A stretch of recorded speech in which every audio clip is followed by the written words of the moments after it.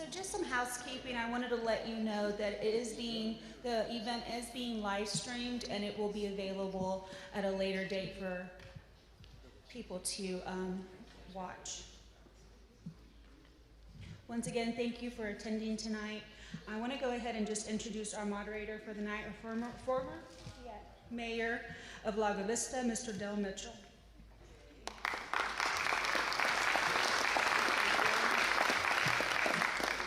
Thank you for coming out this evening for Meet the Candidates Night.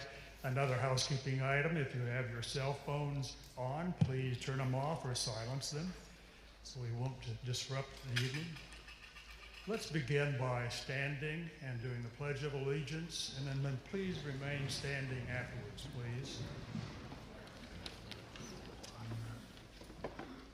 I pledge of allegiance to the flag of the United States of America and to the republic for which it stands, one nation, under God, indivisible, with liberty and justice for all. I think that it is important for us to reflect on the sacrifices that our predecessors have made here in the United States of America in order to protect our freedom as we enjoy it today. Those to be thanked are not only our military and our first responders, but our elected officials and civil servants at all levels of government.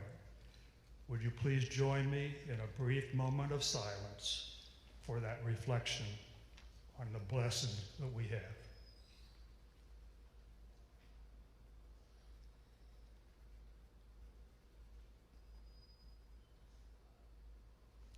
Thank you very much. You may be seated.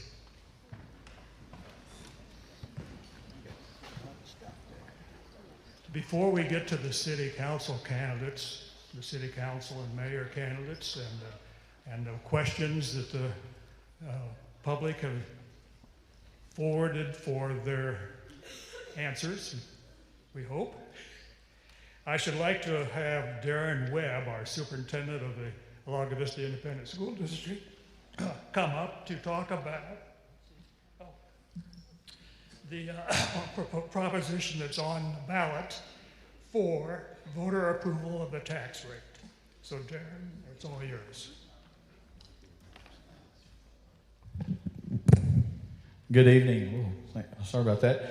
I'm going to be very mindful of the candidate's time. When I talk to Jennifer, she said I can give you 15 minutes, so I'm going to stick to the 15 minutes. So a lot of the slides you're going to see, if you'll come back, I've got 4 presentations scheduled. You'll see at the end of the program. If you want to come back and listen to that, they're scattered out between now and November. And so a lot of the slides you're going to see tonight will be discussed at more length during those meetings. But to be mindful of the candidate's time, I'm going to go through these and hit a couple of slides that I feel like are very important. So go ahead to the next slide.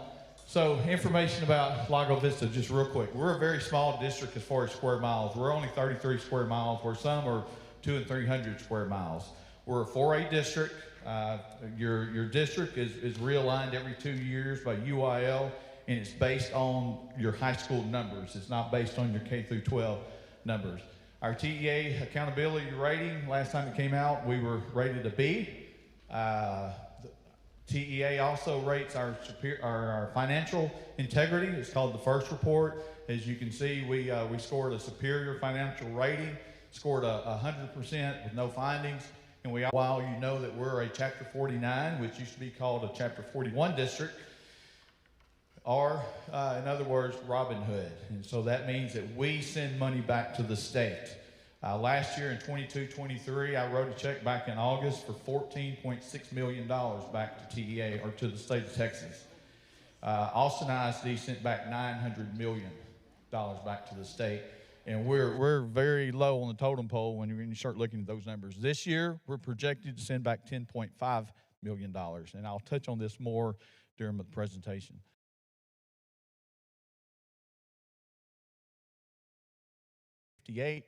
And then 21-22, we got up to 1850, and then we fell a little bit. That's when the values went up here in Lago, the interest rates went up, And so we dropped in enrollment, and you can see now in 23-24, we're back at that 1850 number. This is a breakdown of revenue for Lago Vista. The area I want you to really pay attention to is the red and gold. That's the recapture that we're paying back this year. Now, recapture is based on the number of kids and values that we have. If our values go up and our student enrollment goes down, we pay more, okay? So we need for us to continue to grow if our values continue to grow. If you look up at the green area, those are the golden pennies. That's the area that we get to keep, and this is what the Vader election is about, able to keep a certain amount of money here at Lago Vista. Something that a lot of people don't realize that our board offers to the taxpayers at Lago is it was what's called a LOHE. LVISD offers an additional 20% reduction off your appraised value, and it's called the optional homestead exemption, or the LOHE, in addition to the state's $40,000 homestead exemption. So we give you another 20%. And this saves everybody a lot of money, and I'll show that here in just a little bit. So the district reduces your total appraised value by 20% for the LOHE, and then we deduct appraisal district, we don't, deducts another $40,000 for the homestead exemption. So if you have a house that's appraised at $400,000, you times it by 80%, that gets you to $320,000. You subtract the homestead exemption that we voted for a year or two ago. That puts your appraised value now at $280,000. You times that by our adopted tax rate of $1.01. This is what you will pay next year if you have a $400,000 home to Lago Vista. If the school board did not have the LOHE that's at the top, you'd pay $3,600. So not many school districts in the state of Texas offer the LOHE. Some did several years ago, and they've taken it away. The board still values that, and they still want to provide that savings for you. Okay, so on the November ballot, and I've got to get some water. Hold on one second.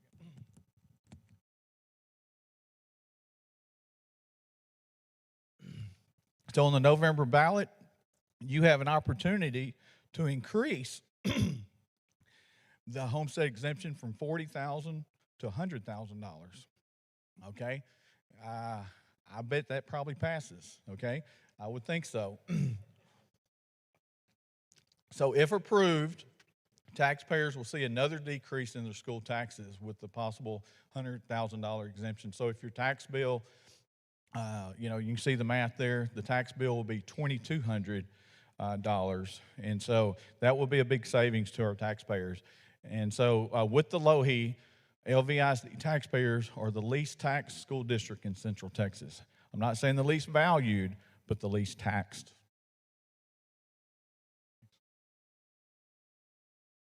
Okay, implications of the homestead exemption. So, not going to touch on this very long, but if you look in 21, if you take a house that was valued at $375,000, net appraised $375,000, the local homestead exemption, the LOHE that we provide, knocks off $75,000 off the top, and then the state homestead exemption back in 21 was $25,000. And so your taxable value back then would have been $275,000.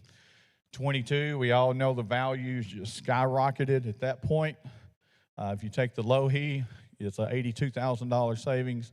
And then in 22, the $40,000 exemption was voted in. And so now your value, your taxable value would be $290,000. And you can see what the LOHE, if we didn't have the LOHE, what it would be at that point. And you can see that in 2023 at $673,000 appraised value. Now your value with the LOHE and with the homestead exemption, if it passes, it would be $263,000.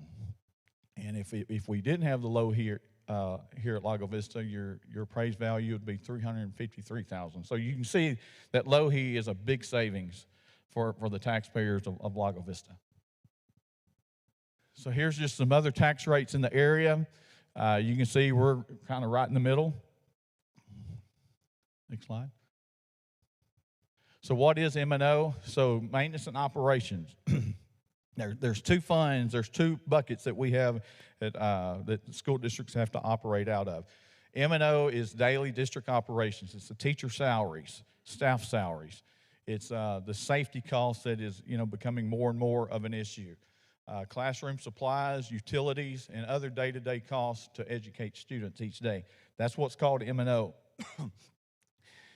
Interest in sinking is called INS. That's for your construction and renovations. That's for your bonds. The thing about INS is INS revenue cannot be used to fund the district's operating costs. So I get a lot of questions about, why can't we use bond money to pay for teacher salaries? Well, that's against the law. We can't do that. So I just want to let you know what the difference is between M&O and INS. Okay. What is a voter-approved tax ratification election? A voter-approved tax ratification election is an election that is required by state law when a school board adopts an M&O tax rate that is greater than the rate is set by the state. Okay, the compressed rate set by the state for 23-24 is 67 cents. Excuse me, I'm sorry. So this last August 21st, the board adopted a tax rate of 69 cents, which is 2 cents higher than the rate set by the state. So if approved, if the voter is approved, the total tax rate will be $1.01 compared to last year's tax rate of $1.18. So your tax rate will still go down even with those 2 extra pennies, okay, on the M&O side. So you still will see a tax decrease with the VATR. So why call for a VATR? Well, if it's passed, if the voters pass it, it will generate right at $800,000 additional dollars for Lago Vista ISD, and all that money will stay with LVISD. It will not be subject to recapture. We will not have to send 35% of that back to the state. We get to keep it all. Go back real quick. The increased revenue will be used for employee compensation, safety and security, and general day-to-day operations. The total tax rate is reduced so the taxpayers get the advantage of the M&O tax rate compression. So remember, your taxes will still go down.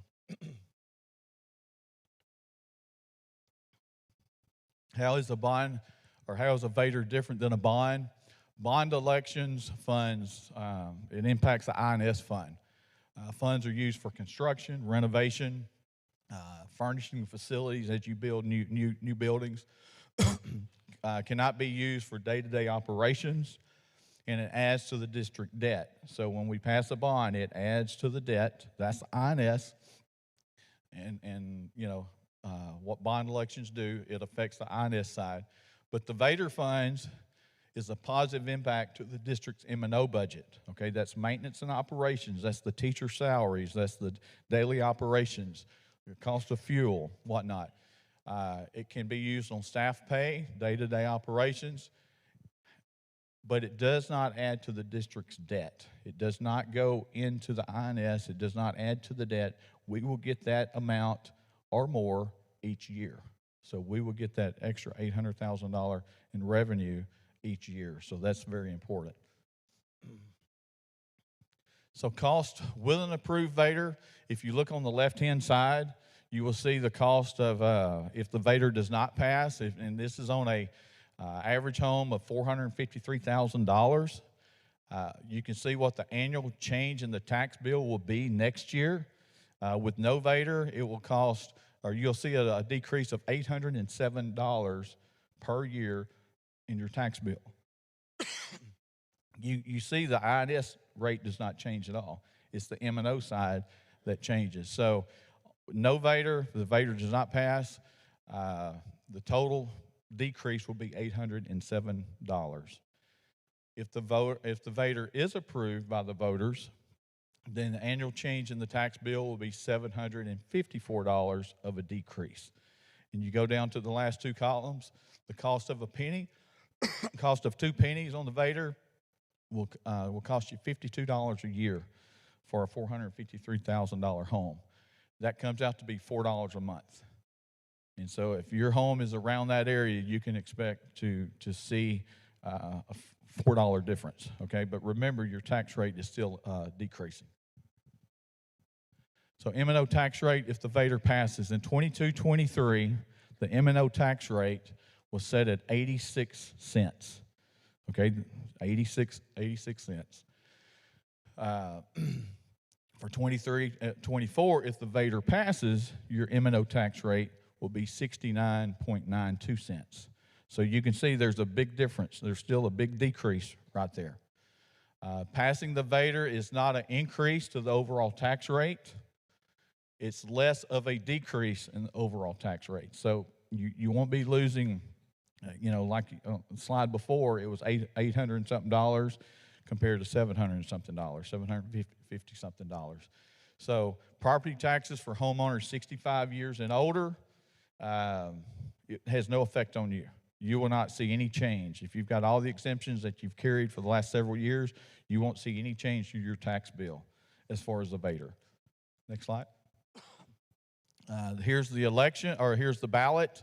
It talks about a rate that will result in an increase of 0% in maintenance and operation tax revenue for the district for the current year as compared to the preceding year, which is an additional $0. Okay, next slide. In closing, the 2 pennies will generate close to $800,000 for Lago Vista ISD, okay? All that money will stay within the district and will not be subject to recapture. If you remember, last year we wrote a check for $14.6 million. This year projected to write a check for $10.5. They won't get any of this $800,000.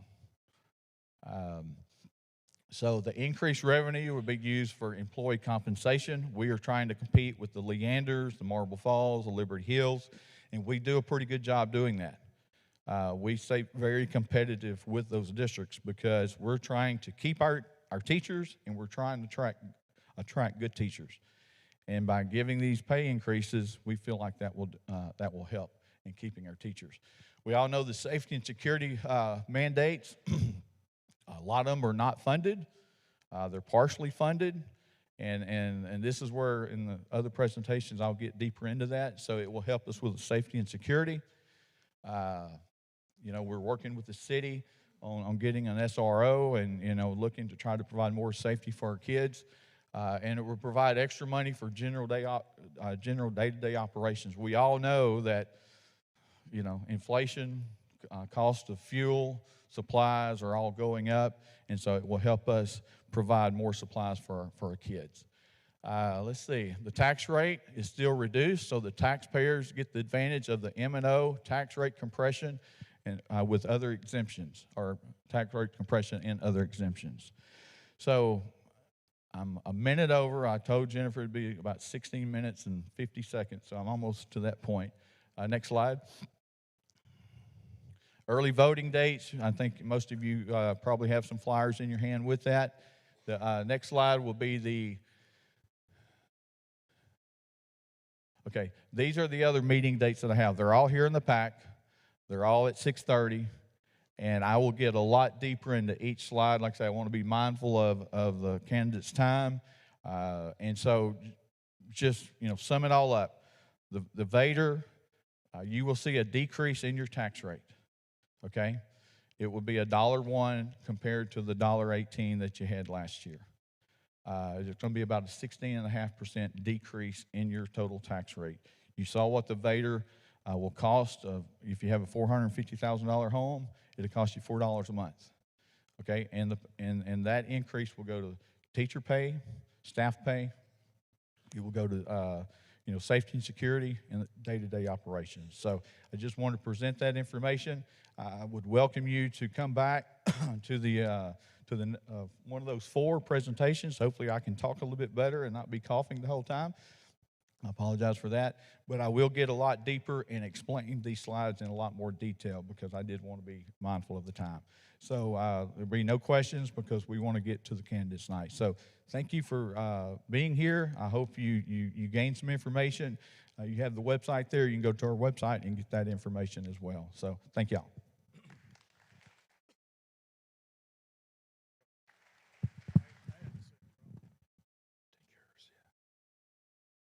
Thank you, Darren. And thank you, Anna, for bringing me a replacement bottle, but I went over and got another one. Would like to thank the North Lake Travis Chamber for really being the behind this. We have up here assisting Imelda Fott, who is the president of the chamber, and we have the vice president, Justin Locks, assisting as well. Then out in the lobby earlier was a chamber board member, Crystal Lassiter. I think she was handing out the brochures for what Darren just talked about. And also we have an ambassador, Claire, who works for Edward Jones, and we can't pronounce her last name, so that's the reason I just say Claire. But primarily the real force behind this event has been Jennifer Sandoval, the executive director of the chamber, and you see her wandering around plugging in for whenever something has to be done. And Anna Gendro is here, who works there, and I'm sure probably Jeanette Drake, who works in the chamber office, also had something to do with the event. So we thank all of you for bringing this about. So let's get on with Meet the Candidates. And I do want to tell you that the candidates are presented here in these slides in the order that they are in the ballot. And also, they are arranged on the stage in this order. So if we can see the first slide, the mayoral kind of candidates are Kevin Sullivan, Jim Peck, and Ed Tidwell. Then place 1 candidates are Shane Somm and Arch Davila. Shane is on a business trip and will not be here with us. Place 3 candidates are Rob Durbin and Dick Weatherly. And the unopposed candidate for place 5 is Paul Roberts. I do want to thank the candidates in advance for their commitment to the community. Certainly, they spend more time than you can ever imagine on the concerns of the community, and especially in some of those long city council meetings. Being in a position of local government in any capacity, city, POA, mud boards, things of that nature, are probably the most fulfilling positions that you can have because you see some real results from what you do. And I thank all of these people for stepping up. So let's look at the format for tonight's Lago Vista candidates evening. Each candidate will be given 3 minutes to introduce himself and explain why he is running for the office of Lago Vista Mayor or positions on the Lago Vista City Council. Candidates will then be asked questions about different subjects and issues. I will state that these questions all were submitted to the chamber, and some of the questions addressed the same issue, and therefore the candidates committee from the chamber combined them into one issue type question. And there were others that were for specific candidates or set of candidates, and we'll identify those as we go forward. And each question will be given to the candidates on a slip of paper. The audience will see each question up here on the screen. And please, questions or interruptions will not be allowed from the audience. And each question will have an allotted amount of time for the candidates to respond. And for the sake of timeliness on this evening's gathering, the candidates, if you have answered the question sufficiently, you may relinquish any remaining time. Thank you. Well, let's get started here with the introductions by each of the candidates. They will be 3 minutes per candidate.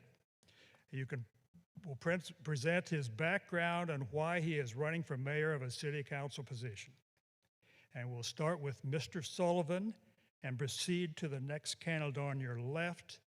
And when we get to Mr. Som position, there will be a video shown for Mr. Som. So, Mr. Sullivan, you have 3 minutes. Yep, not on. Anybody want to check their mic? Oh, there we go. You got it? I think it's working now. Great. Good evening, and thank you for being here tonight. My name is Kevin Sullivan, and I am running for mayor of Lago Vista. I want to start with my background. I grew up in the Dallas area and migrated to Austin to attend UT in 1981. I earned a degree in finance from UT Austin and later an MBA from SMU. For 25 plus years, I worked in the software professional services industry as a software developer, manager, and salesperson. For the last 14 years, I've been a licensed real estate agent, and in 2017, I made the transition from my career in technology to one as a real estate broker. I have 2 children, both of whom attend the Lago schools and have both graduated college at this point. I've visited Lago Vista for the lake and golf since 1990, and I've been a permanent resident here since 2006. During my time in Lago Vista, I volunteered for a variety of organizations. I posted my volunteer history to my candidate Facebook page and also have some information out in the lobby about it. I think it's important to note that because these are all volunteer positions, and you'll want to make sure that your candidate of choice has volunteered in town. If elected to the position of mayor, I'd have 1 primary and 2 secondary goals. My primary goal would be to focus on making sure our tax dollars are being used in a responsible manner with spending focused on essential infrastructure, water, wastewater, and roads. We have been growing rapidly, and we need to ensure that our core infrastructure can keep up with that growth. The council has commissioned a master plans for our water and wastewater systems, study of our road system, and an update to the comprehensive master plan. These documents will inform us about what needs to be done, but then council will be responsible for prioritizing those and figuring out how to pay for those. I've been at the forefront of the push to embrace the fact that we cannot keep up with all of our infrastructure needs trying to pay as we go. I've driven discussions about the use of debt, and I'll continue to push for the most intelligent way to complete the critical infrastructure projects. My second goal is to ensure that Lago Vista grows in an intelligent, organized way with the appropriate controls on residential development and incentives for key economic development. If we work through the upcoming comprehensive master plan to push for the vision that we want for Lago Vista, we can control the growth of the city and ensure that our growth does not overwhelm our core utilities and our roads. I push for the review of developments that were approved long ago but have not been left undeveloped.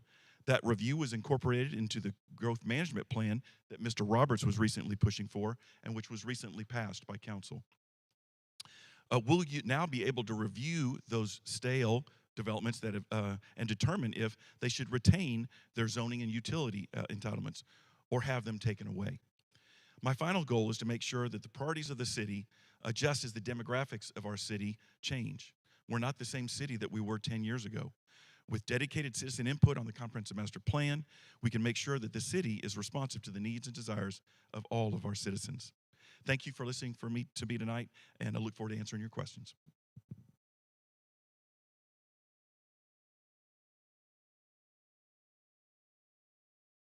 I guess this thing's working. Hi, I'm Jim Peck. I've been around here about a dozen years, but enough about me. Thank you, Chamber. Thank you all for coming. Appreciate y'all coming. You all represent we the people. That's how things get done. We the people go to our elected officials. That's the government part of this corporation. It is a corporation. It's sort of a mix. You have a corporation that is the City of Lago Vista, and then you have some elected officials that are the government part of it. And it's important to understand the distinction between the corporation and the elected officials. And they are volunteer, and so thank you all for all the work that you've done over the years. I agree with everything Kevin said, so I'm not going to say it again. He's absolutely correct in what he said about infrastructure needs to come first. And I believe that too, that any development needs to be properly planned. And you all should have a say-so about it. And you all should not only just have a say-so about it, but if there's a minority or a group of you that would be harmed, and generally it's financially harmed, your property values, let's say, if you feel like you're being harmed by a piece of legislation, someone needs to pump the brakes. Well, in a city manager council form of government, that's a mob rule legislation. It's incorrect. It doesn't follow the Constitution. The Constitution is something we solemnly swear and in an oath to preserve, protect, and defend the Constitution. All of it, not what we like. And Article 4, Section 4 is a republic form of government. And in a republic form of government, you have an executive mayor, a legislative council, and a judicial municipal court. You're supposed to have separation of powers per the Constitution. You're supposed to have checks and balances per the Constitution. The mayor is supposed to be an elected chief executive officer, an elected position, not a paid position. That's important. It's very important. And we pledge allegiance a few minutes ago to the flag and to the republic for which it stands. A republic is that Article 4, Section 4 in the Constitution. Otherwise, you got a mob rule, legislative democracy with no check and balance. And I'll have more to say on that. Thank you.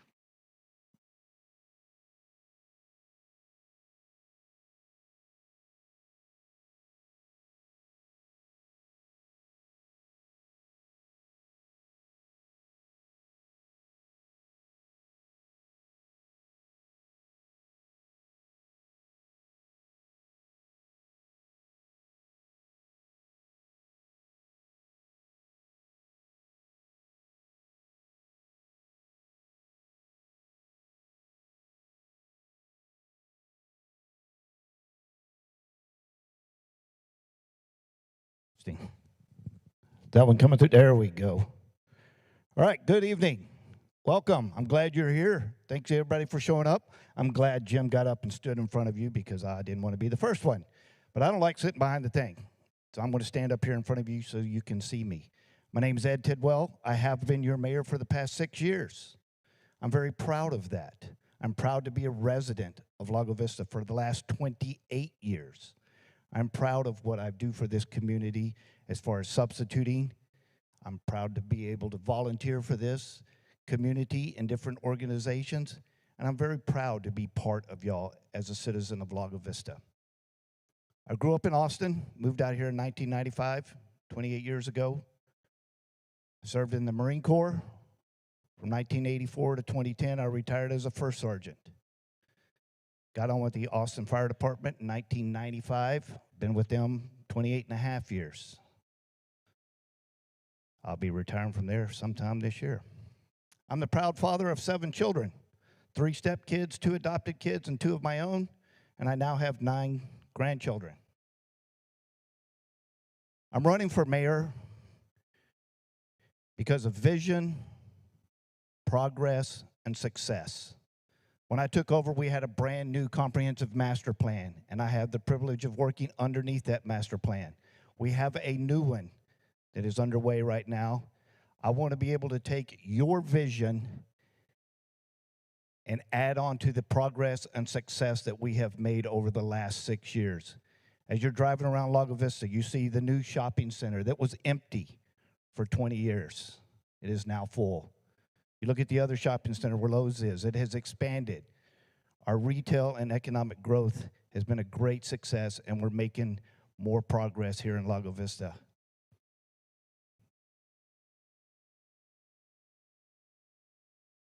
Jim said something earlier about executive position and executive mayor. The mayor's role is different. It is different. You work with the city manager to be the executive branch. And together, the city manager, and we take all the visions that's brought from the city council members. There's 6 of them that represent the citizens. They bring the visions to us, and then we execute it. We take all your vision and we put it into action at the executive level, and that's where we make our progress and show our success. And I hope to continue that for the next 2 years. Thank you. Check, check.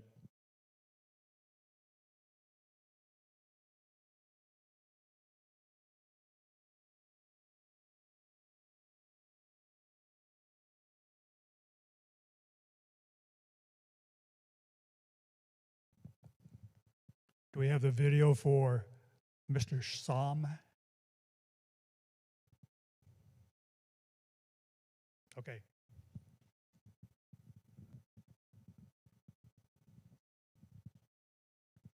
Thank you.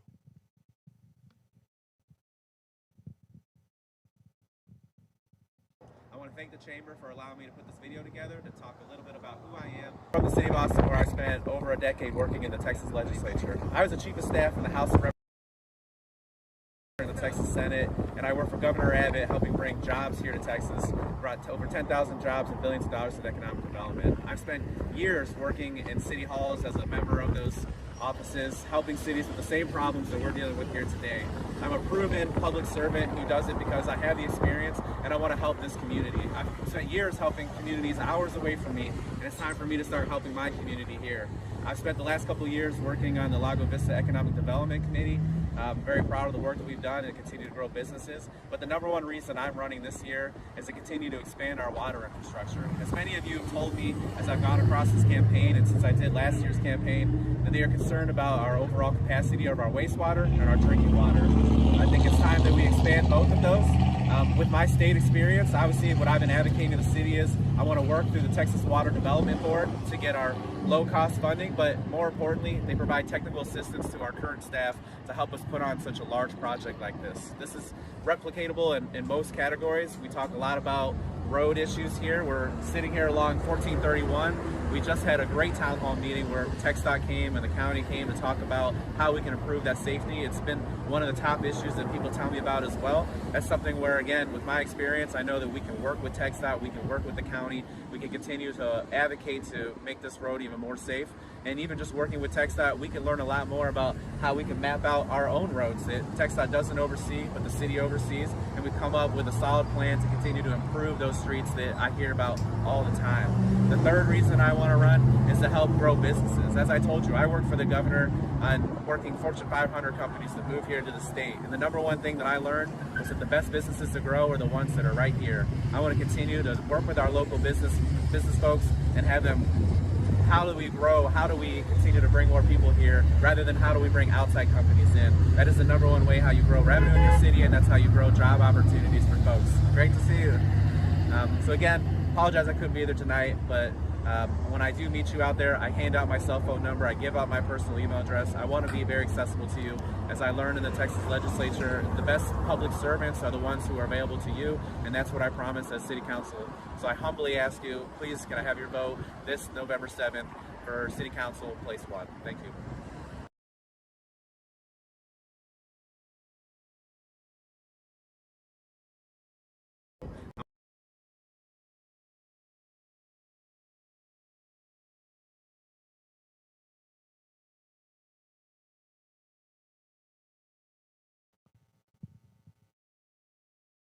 No sound here either. Oh, it is? Okay, thank you. Well, I wish this was a debate, a head-to-head debate, because I would surely win this one, because my opponent's not here. Well, hello, my name's Arch Davila. I'm happy to be here this evening. I'd like to thank the facilitators of this event, the Chamber of Commerce, as well as LBISD. I'd also like to thank former Mayor Dale Mitchell for moderating this event. I'm a retired Texas teacher and golf coach. I hold a bachelor's degree in mathematics from the University of Houston. I'm a Vietnam veteran and a fourth-generation Texan. My wife and I retired and moved to Lago Vista in 2011 to be near our 2 sons whose families live in Lakeway and Leander. I served 2 terms on City Council from 2018 to 2021. I enjoyed working with other council members, with city staff, and as the council liaison to the Building and Standards Commission. During my tenure on city council, I proposed 26 new initiatives, including 10 approved ordinances. These ordinances are what we would see as laws that occur in local government. My motivation for getting back into office is to help solve critical infrastructure problems and to manage growth responsibly. I'm interested in attracting a hotel to this area, in construction of a secondary evacuation route in case of a catastrophic event, and in exploring the possibility of attracting an urgent care center to this area. Later in my summary, I will detail the value that I bring to Lago Vista when elected. I hope that what I say this evening resonates with you and that you will give me your vote on Election Day. Thank you very much.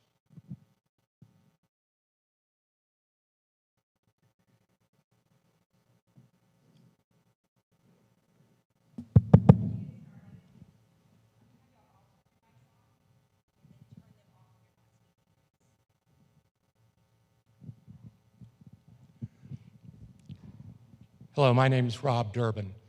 I've been, oops, pushed a button there. I thought it was, turned it off. I've been in position 3 for 2 years now. I got involved in city government because I saw a need and I wanted to help. I'd moved to, my wife and I moved to Lago in 2002. I worked and traveled a great deal in my initial 10 years. Once I quit traveling and slowed down, I wanted to be part of the community, so I began volunteering. I have volunteered for multiple committees, multiple boards. I was elected chairman of most of them, all of them except one, actually. And I was also named the municipal judge in 2015, and I served as your judge for 2 terms until 2019. I'm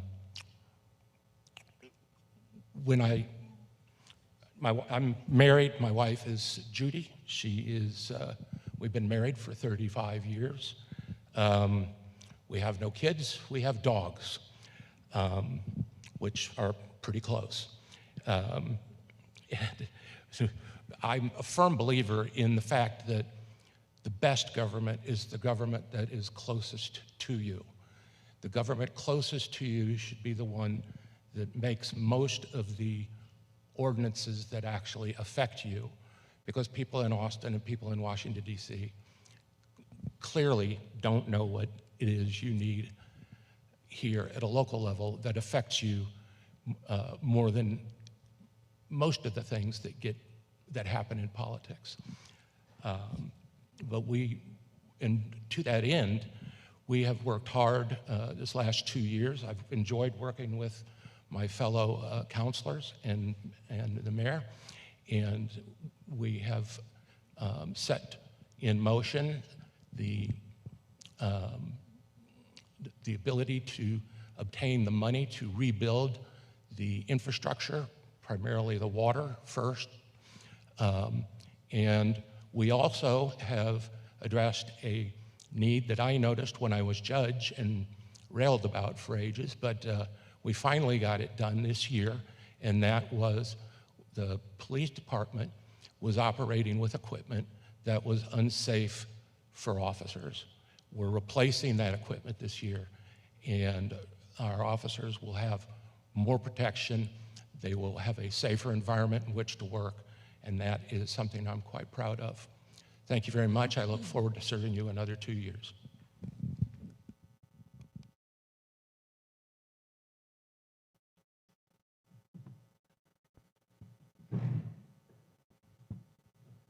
I'm glad, there he goes. I'm glad somebody else got up and walked out here because I hate talking behind the table. My name is Dick Weatherly. The only thing you really need to know about me is I was what do you call it? Anyway, born, raised, educated, lived and worked in Texas nearly my entire life. I moved out here in 2006, and I love this community. I love the people in this community. I have never been anywhere in my travels, in where I've lived, where I have found a better group of people than what I have found in Lago Vista. I love this city, and I want to see this city survive and go ahead. Right now, over the last 2 years, I've seen very little happen in our city. Now, there's been a lot of discussion, a lot of speeches, a lot of talk, but nothing much has happened. And when you look at the budget, you'll see that there was almost no capital improvement money spent last year. Now, planning for down the road, fine, but let's get it done. Let's get the money, let's get the projects, let's get them going. Because the one thing I can guarantee you is every year you put it off, it costs you and me more money. Nothing gets cheaper. This city needs to move ahead. We need to deal with the growth, but we need to do it now. It needs to go forward. Let's get it done.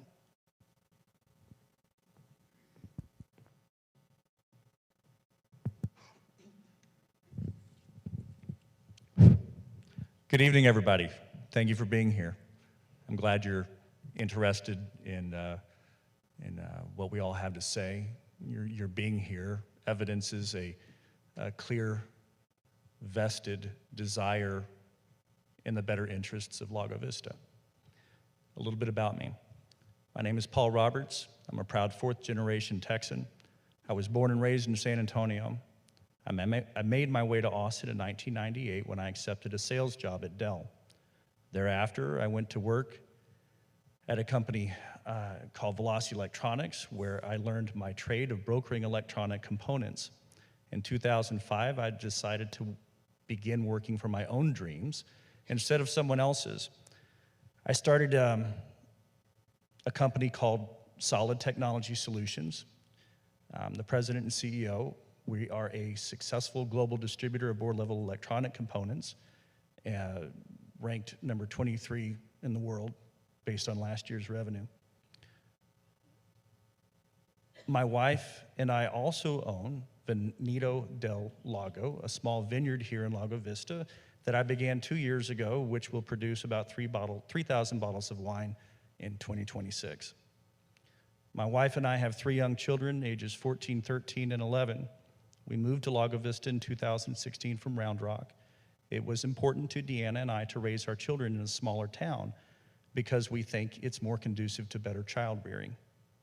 I've always embraced the idea that you must speak up and get involved to affect change. To that end, for the past several years, I've been involved in local government. As a citizen, I was a regular at city council, committee, and commission meetings beginning in 2019. In late 2020, I was chosen to fill a temporary vacancy on the city council. I also served on numerous committees. To highlight, I served as chairman of the Economic Development Advisory Committee. I was a member of the 2021 Charter Review Committee.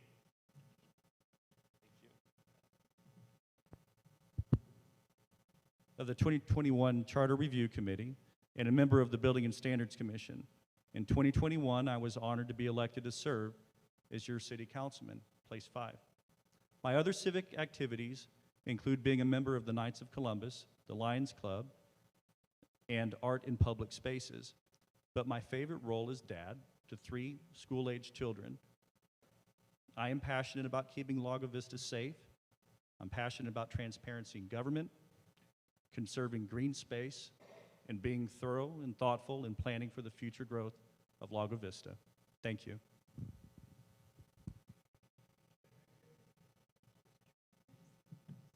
Candidate, for your interest. Now we're going to go to the first set of questions, which is related to safety. I'm up through them. We are at high risk of fires, have only one way in and out or jumping into the lake, and no sirens or advertised survival plans. How do you propose to keep citizens safe in the event of a natural disaster? Please describe how you would improve the fire safety in our community.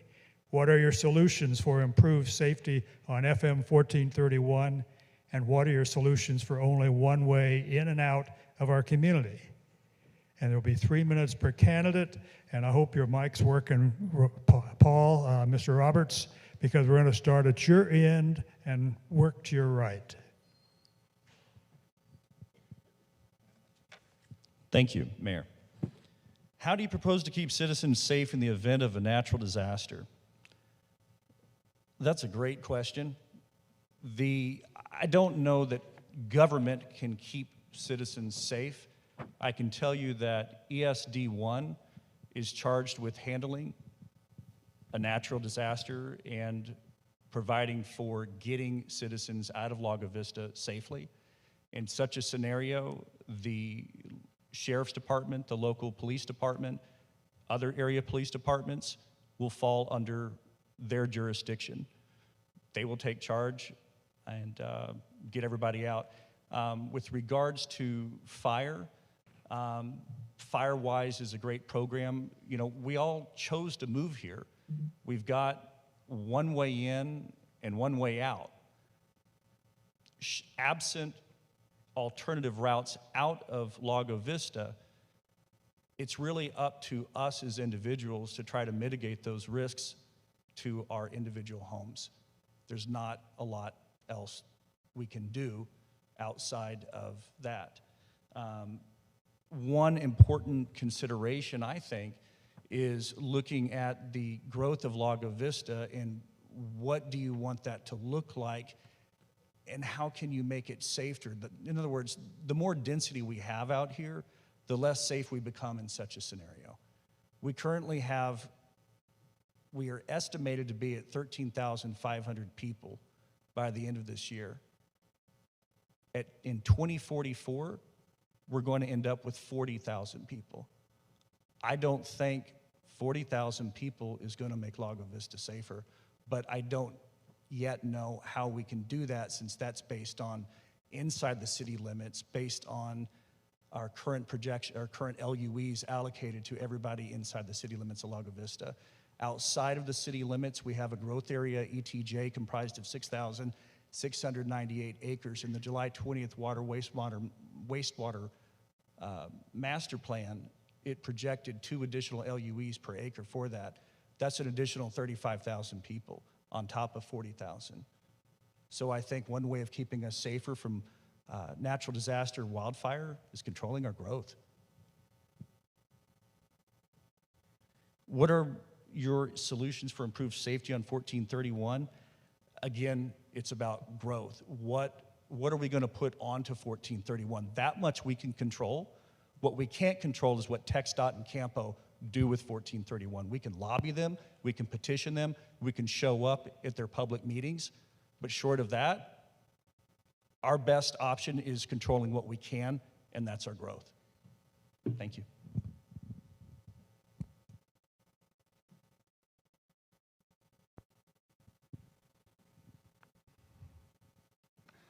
All right. One of the things that has been developing over the last few years has been a better disaster plan for our community. And as Paul said, that is under the control of ESD1.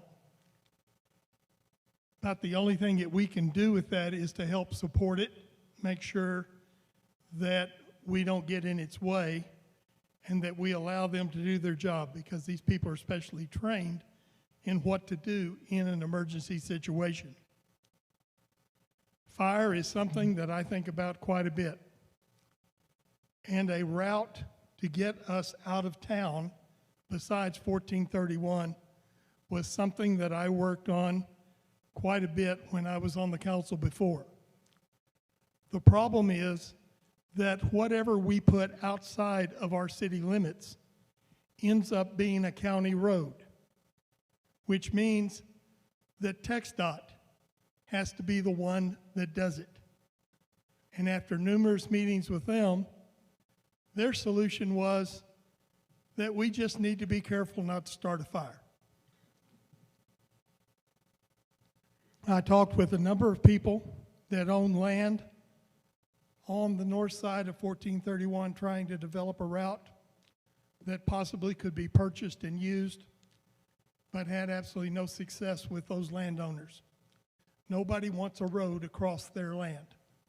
But short of putting a road out of the north end of Lago Vista, there's little that can be done besides firewise. If you have not firewised your land, you are asking for your house to burn down. It's just the way it is. We have these juniper trees, the cypress all around us, and those things go up like a match. We try. I know that our ordinance people go around and send out letters to people to advise them to firewise their lots, but we have little control over doing that. So your best solution is to protect your own property. Safety on 1431, again, is under the control of TxDOT. There is little that we can do to control that. If you went to the meeting that they had the other night that Shane was talking about, they were talking about things 20 years down the road to do things. TxDOT is not looking at anything that's going to significantly improve the safety on 1431 in the near future. All we can do is push. And I've already discussed a solution for a way in and out.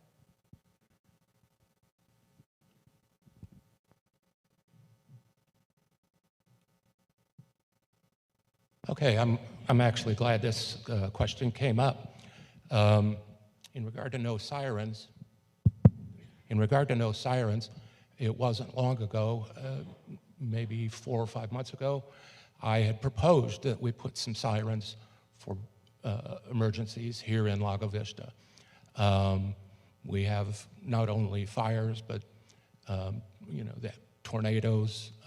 We don't have to worry about earthquakes or tsunamis much, but the fires and tornadoes are big problems. And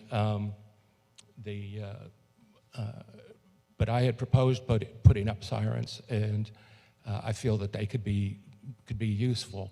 Also, what I had mentioned earlier, the safety provisions we've taken in regard to our police officers.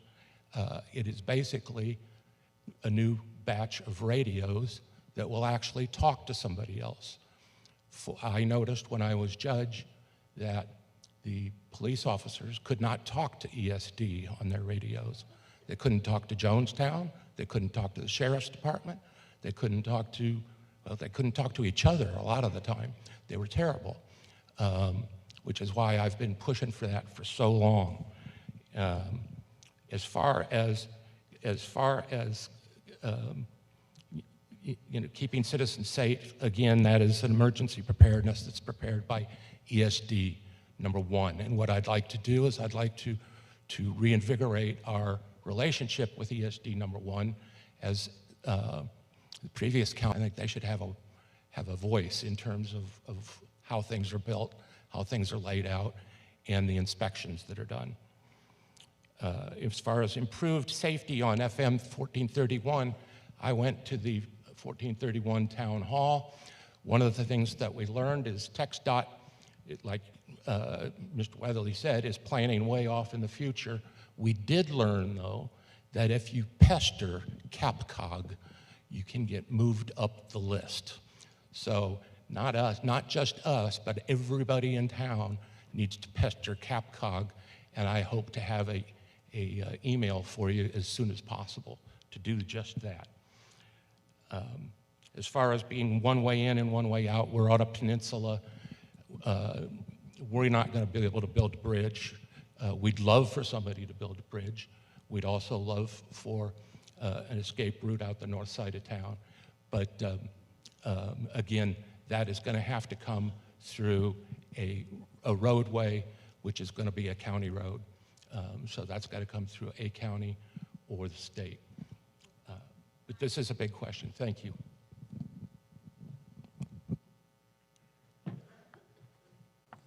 We are indeed at high risk of fires, and it is really the biggest challenge that we're going to face if we ever have a very large fire here, trying to get people in and out of this, or not in, but out of this area. So how do I propose to keep citizens safe in the event of a natural fire? I think the only way that we can do that is to find a way to evacuate people, everyone, including the people that live in Point Venture and in between, trying to get them out safely and quickly in the event of this kind of a disaster.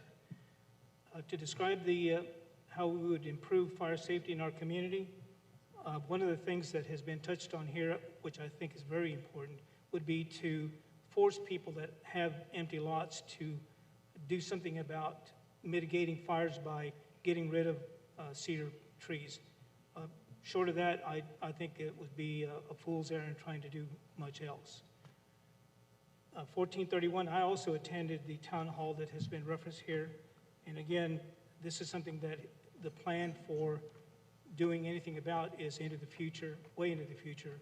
And I don't know that we're going to live long enough to see that actually occur. As far as one way in and one way out solutions, I think the only way that we can possibly do that sort of thing is to have a widening of some of the roads that allow us to get onto 1431, but also having the ability to widen 1431 so that once you get onto that road, that you can exit either east or west. I don't see that will happen in the very near future, but that would be something that I would like to see occur. Thank you.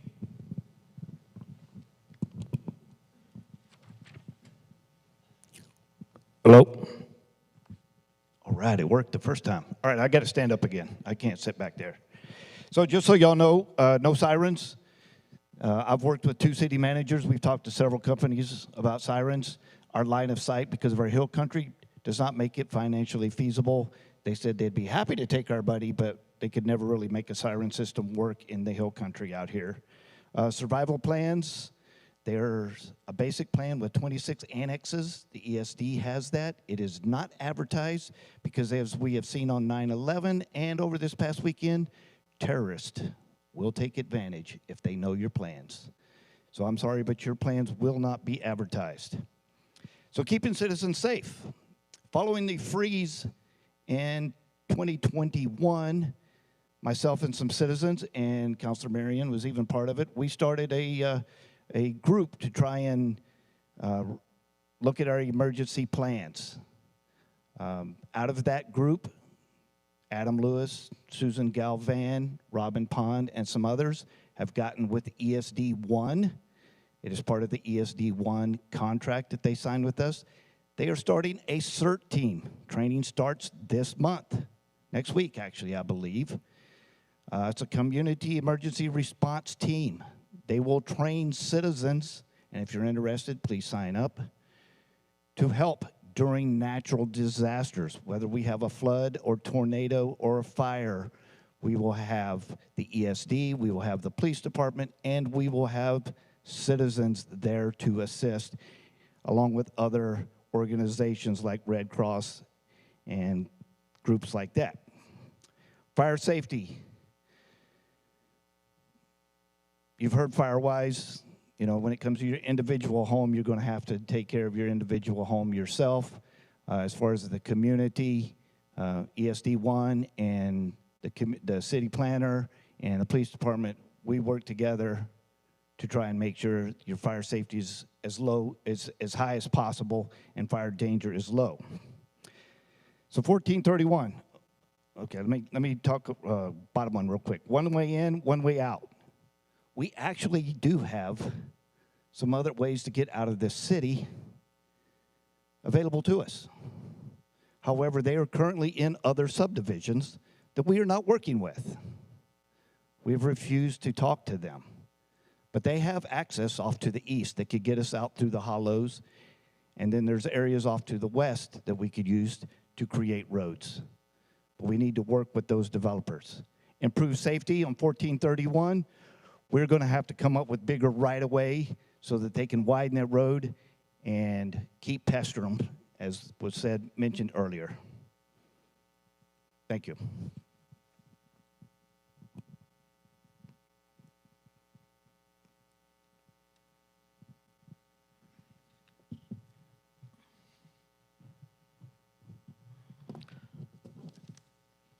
in a natural disaster, we're going to want information. The good news is we live in an information age. We all have these smartphones now. I'm sure a bunch of you were awakened by the Coyote Trail fire and the high wind. That's a good alert. So, better communication.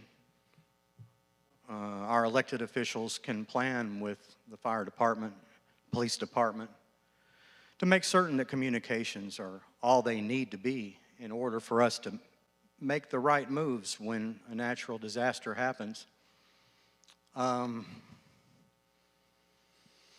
Improve fire safety. Yeah, fire-wise, less cedars. Keep the cedars away from your house. There are things that you can do to protect your own property. Certainly, the hot spots need the attention of your public servants. And again, it comes back to good communications. 1431, safety. How about a turn lane for Sunset Park? That would have been a good idea before the park got built. It'd be a good idea anyway. We need a turn lane there. That might be the most dangerous place for Lago, is trying to get in and out of that park. So to the extent that we can lobby the county to get that accomplished, that'll be much safer. The speed limits are probably okay right now. The congestion's probably going to take care of that. Sure are a lot more traffic these days. One way in, one way out. Yeah, if you're thinking Loman is the only way in and out, but it's not. You can get on Boggy. You can get over to an alternate route that'll take you to Bar K and get you out. If both of those routes are blocked, you can go to Point Venture. I guarantee you there's a heck of a lot of room down there by Captain Pete's. And if you needed to avoid a fire and have something to eat while you're watching your public servants put out a fire, there's another alternative. You can go south instead of to 1431, which I guarantee you in a hot fire that will be a very congested pathway. Also a number of marinas. So if you have to, you can duck over to one of these marinas. You'll probably be fine for the duration. Thanks.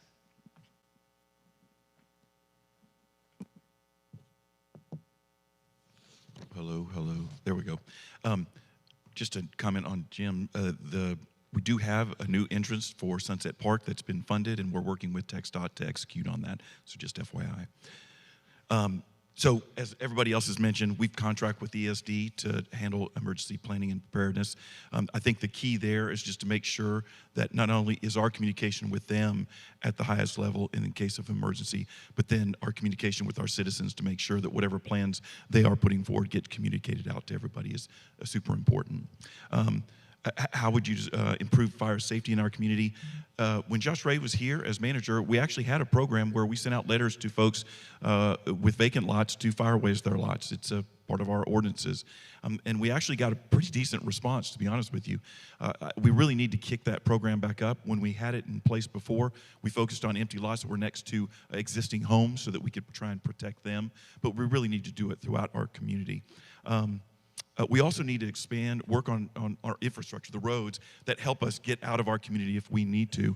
And one of the things I think we need to focus on is that, and we had this just recently with Turnback when we went through that, they're going to help improve the intersection at Bar K and 1431 with a signal light, and also some non-signal light improvements to Dodge Trail and 1431. So that's important to work with the developers that are developing in our community to make sure that we can upgrade the biggest intersections in our community that allow more throughput for people to get in and out.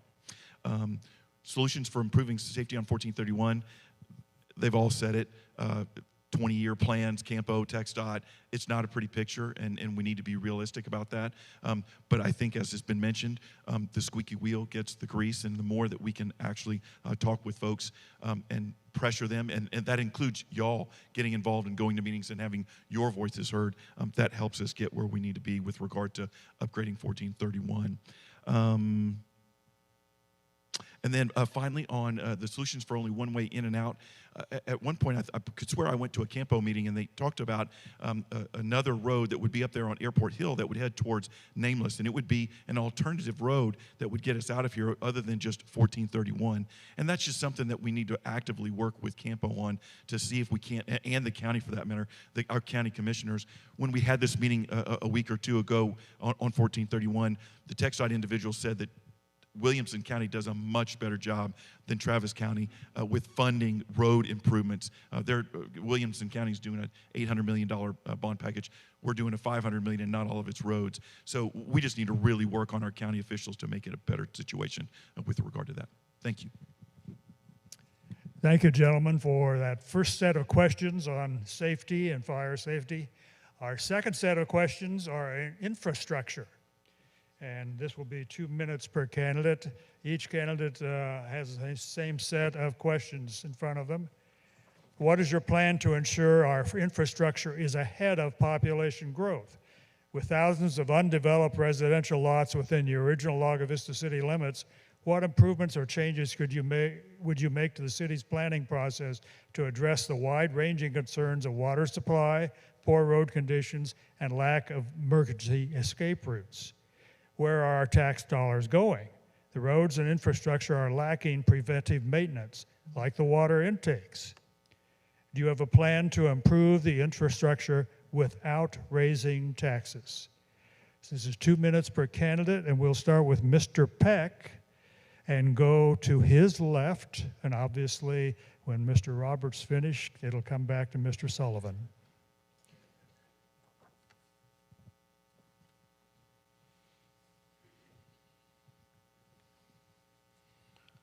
With thousands of undeveloped residential lots within original Lago Vista city limits, what improvements or changes would you make to the city planning process to address the wide-ranging concerns of water supply, poor road conditions, and the lack of emergency escape routes?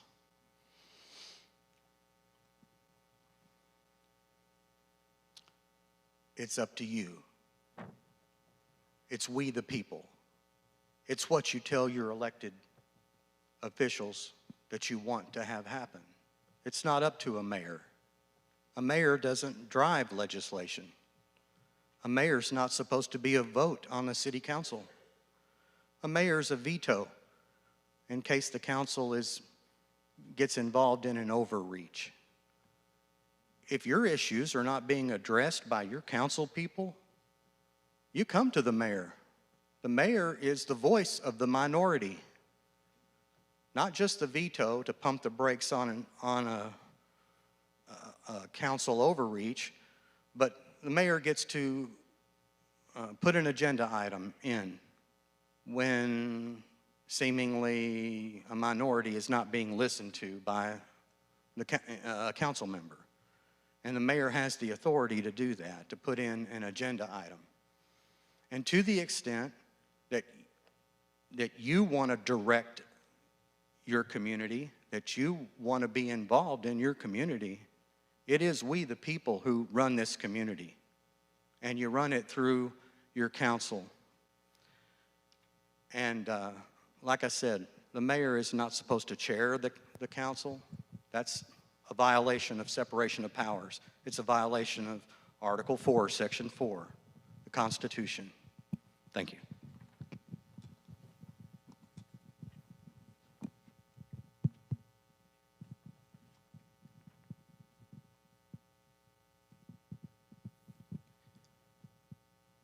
All right.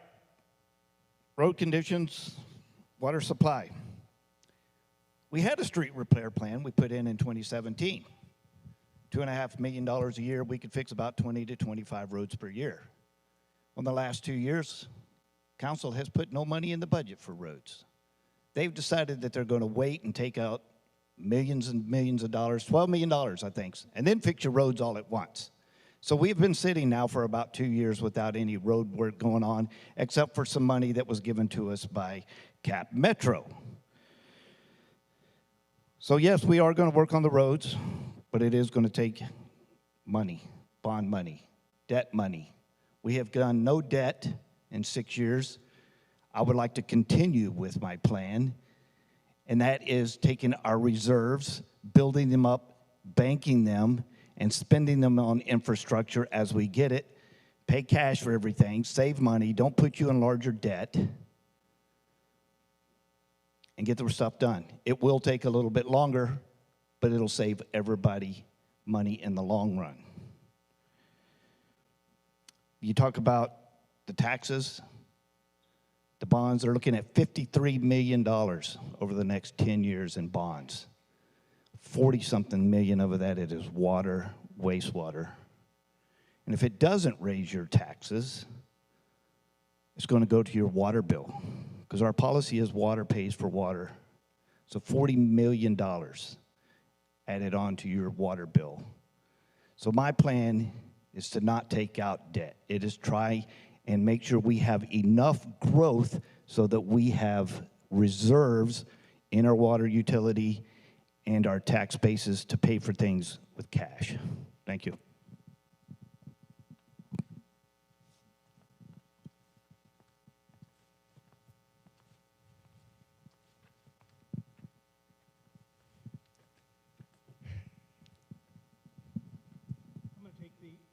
I'm going to take these questions kind of in reverse order. The first one is, how do you plan, or do you have a plan to improve the infrastructure without raising taxes?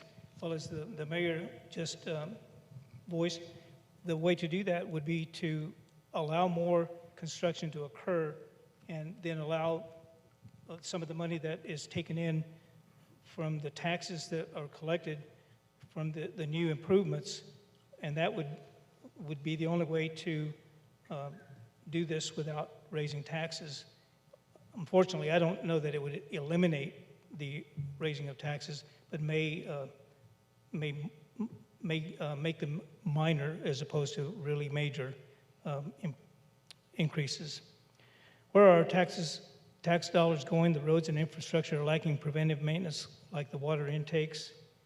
I believe that the way that the roads will improve, as well as our water system, is going to come through floating bonds. I think that's already in the works as far as the plan is concerned. With thousands of undeveloped residential lots within the original Lago Vista city limits, what improvements, changes would you make to the city's planning process to address the wide-ranging concerns of water supply, poor conditions, and lack of emergency escape routes? Again, here, I believe the only way to address this is to put together some people that will be able to study and update our comprehensive master plan, because that plan takes all of those things into consideration and even more. Thank you.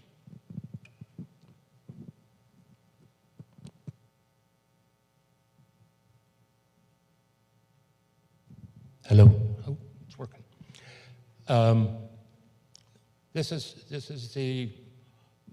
These are the $64 questions here. How do we get these things done? We are going to have to float bonds to increase the water supply. We got some new numbers today, but they didn't change much from last year. I believe we're at about 74% capacity, 73% capacity. The state's going to make us increase our water supply, at least start planning for it. And then at some point, as Lago grows, should it continue to grow at the rate it's been growing, we will need to do that. We'll have to put it into effect. And the crux of the problem is we are going to have to float bonds. But my question is why didn't we float bonds 3 years ago, 2 years ago, when the renting of money back then was virtually zero?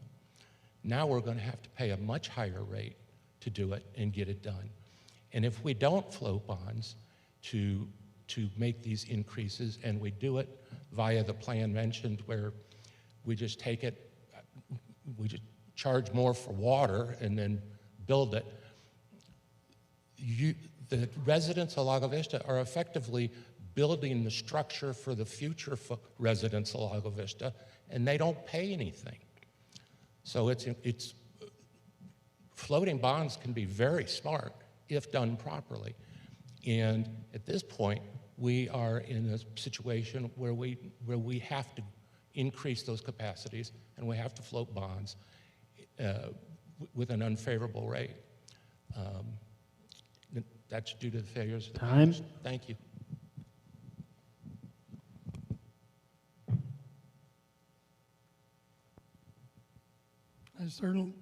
I certainly appreciate having a lot of time to discuss this, because this is a whole bunch of questions and not very much time to say much. There is absolutely no question that we have got to expand our water capacity. We have got to fix our sewer and effluent system. I don't know how many of y'all are aware of it. One of our holding tanks right now for our effluent is broken. The liner in it has ruptured, and we have effluent water going into the lake, which goes into our drinking water. There's been lots of talk about reusing effluent water as drinking water. Well, you're getting it right now. But we have got to do something to get those fixed. I was the one that came up with the 5-year plan to fix our roads. Unfortunately, you can't plan for things like ice storms, building things that expand and change what you have to do on the roads. But a plan that's reasonable to continue that, I think, is very possible and is affordable. There is, however, too much to be done to not float a bond and come up with some money. Because, as it has happened with this, everything costs more when you kick it down the road. What was $250,000 last year is $275,000 this year. It'll be $300,000 next year. So what we need to do is get these things started, get them underway, and get them built before they cost us more. Where the tax dollars going? Into everything that we're having to fix. The effluent system on the golf course, the intakes on the water system. That's time. It consumes a lot.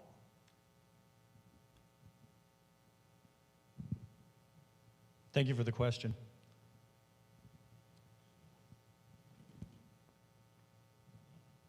The second bullet point, where are our tax dollars going? The roads and infrastructure are lacking preventative maintenance like water intakes. This question is likely a result of the water emergency that resulted in the restrictions that we all had to endure recently. There is a town hall meeting on this on the 17th coming up. It'll be at City Hall. Public Works Director will be speaking to this, and as well as the failure analysis report. So I think if you, I'm glad you guys care enough to be here tonight. I hope you'll also come for that. Much of this has to do with these concerns about our infrastructure. You've got water infrastructure, wastewater infrastructure, roads. The roads, my God, they've been like this, derelict for decades. I don't know why prior city councils haven't resolved this going back decades. I don't know. I don't know. I started paying attention in Lago Vista in 2019 as a citizen, like many of you. I started going to the council meetings, every single P&Z meeting for 2 years before I got on council. And I don't recall, frankly, a lot of discussion about it. When I was a citizen activist and I stood behind that podium and non-agenda comments, I said on multiple occasions, interest rates, the Fed is keeping interest rates artificially low. Please get some bonds to the market ASAP. It didn't happen. Now we're dealing with it. We have 142 miles of roads in Lago Vista. We have a $12 million bond package. The hope is, or the expectation is to get the roads fixed within 3 years. and we have an ex-TxDOT employee who's going to do that.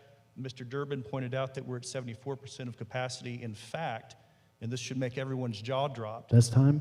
wastewater is expected to be at 108% of capacity in 2026. Hello. Oh, so I'm with Dick. We easily could have talked about this for 5 or 10 minutes each. The council's commission, wastewater master plans, same thing for the roads. That's going to tell us what we need to accomplish.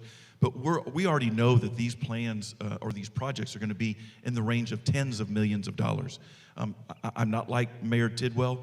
There is no way we can pay for that pay-as-you-go with ad valorem taxes. We are going to have to float bonds. It's a fact of life. If we want to get these done, we have to do it that way. As Mr. Roberts just pointed out, we've got $12 million that we've carved off that we're going to redo the roads, most of the roads in Lago Vista, in 3 years. We want to take care of the problem. We're finally going to do it.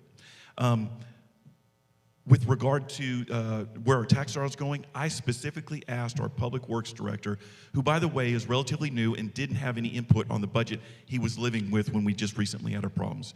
I asked him, do you have enough money in your budget to make sure you're doing all of the maintenance that we need to keep our city up and running? He promised me that he did. So next year, if we have these problems, then his feet need to be held to the fire. This year, it's a little bit tough to hold his feet to the fire simply because he didn't have input on the budget that he came into. And then finally, plan to improve the infrastructure without raising taxes. Every time we talk about floating bonds, we work very closely with our financial advisor and our bond counsel to make sure that we're not doing something fiscally irresponsible. And we have gotten tables from them telling us what the tax rates would be, and I think there's a very good chance that we can float these bonds to take care of all these infrastructure projects and not necessarily raise taxes. But I would warn y'all, you can't tell us that you want us to take care of the problem and then not be willing to pay for it. So if there is a little bit of raising of taxes, you have to say that's worth it to take care of the problems that we have. Thank you. Thank you, gentlemen. We're ready for a third question, and we are reducing the time for the answers to 1 minute per candidate. Third question is, considering 6 greens are being rebuilt or have been rebuilt, a full-time golf course superintendent and a PGA professional have been hired, a golf course architect is being retained, and a substantial transfer of funds to sustain the golf course for the next fiscal year. Do you think this is wasteful spending and bad decision-making, and will there be accountability for the progress moving forward? I'd like to start with Mr. Weatherly and move to your right, please. And when Kevin is done, it moves back to Paul Roberts.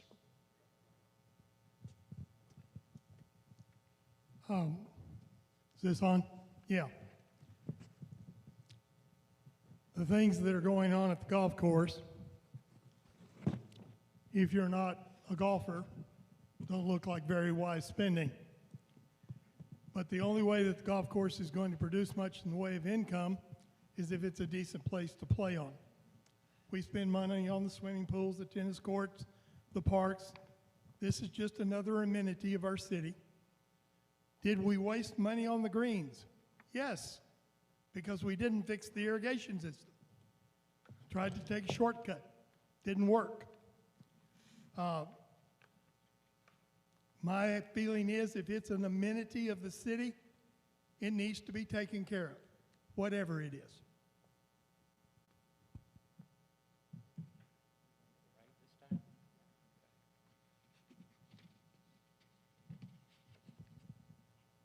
This is a long, ever since I've been here, there's been issues with the golf course.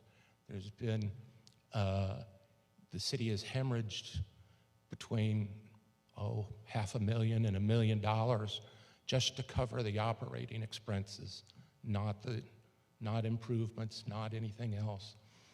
What this council has decided to do is to put it in your hands rather than to fix it, rather than to spend money and then ask for forgiveness later. Basically, there has been a architect hired to come up with several options and plans. An option and plan has been decided on, and you will get to vote on it in a form of a bond package to see whether it actually goes forward or not. So putting you in control of the money as far as the golf course is concerned. Some of the information here is a little dated. The 6 greens that were talked about here as having been rebuilt happened some time back. Was there a waste of money there? Absolutely. I don't believe that there was enough investigation going into the surface below the grass, and so doing and redoing some of those greens, which did happen. There were 3 of them that were redone a second time, and all of them have basically failed. Really, I believe that the only way that we're going to come out of this particular route of wasteful spending is to go ahead and bond the improvements that are going to be required to bring this golf course back to fruition. There has been a new professional that's been hired recently, and he's doing everything that he can to make it so that it pays for itself. Thank you. All right, I'm going to echo what Rob Durbin said. It's up to y'all. The future of the golf course is going to be up to y'all. Lago Vista was designed to be a lakefront resort community. The first banner in Marble Falls said, "Recreational living at its best." You can see it hanging on the wall in Vistago printing. We now have a slogan that says, "Live like you're on vacation." Lago was designed to be a recreational lake golf community. Was there bad decisions made? Hindsight says yes. At the time, the intelligence, the subject matter experts told us this was a good thing. But it didn't work. Now we know that was a bad decision, and yes, we wasted money. I hope to see that the golf course continues in our future.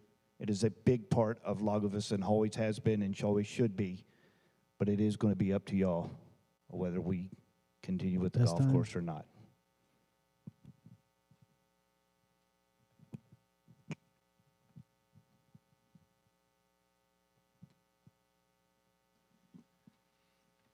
I only have a minute. I'm going to stay put.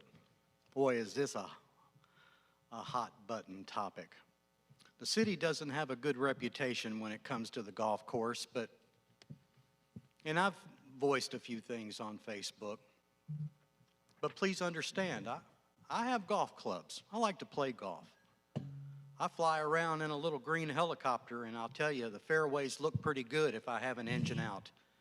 It'd be nice if they were maintained. Is the city good at doing it? I don't know. Not so far. Maybe not time for a wait and see on that anymore.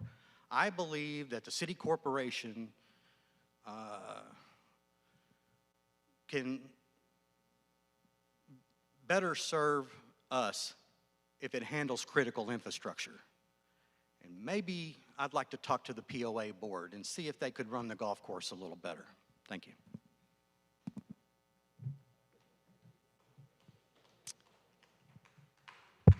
I don't think the POA wants to have anything to do with it. We've asked them before. So this problem is 50 years in the making, and I do believe, have we wasted money? Yes. But I do believe we finally have the people and the plan in place that's going to fix the problem. One of the biggest things is the irrigation system that's been mentioned. That's part of our effluent system, and that is going to be funded by the CO the City Council is about to pass. That's also part of the bonds that are going to take care of the roads that I spoke about earlier. So I do believe we're on a way to fixing that problem. And I just, as part of context, I would say, remember, we try to fund all of our amenities out here in Lago Vista. Next year, the library is going to get $346,000. Parks and Recs is going to get $1.1 million. So the bottom line is we don't want anyone to not have the amenities that they want out here, and the golf course is just one of the many that we try to fund. Thank you.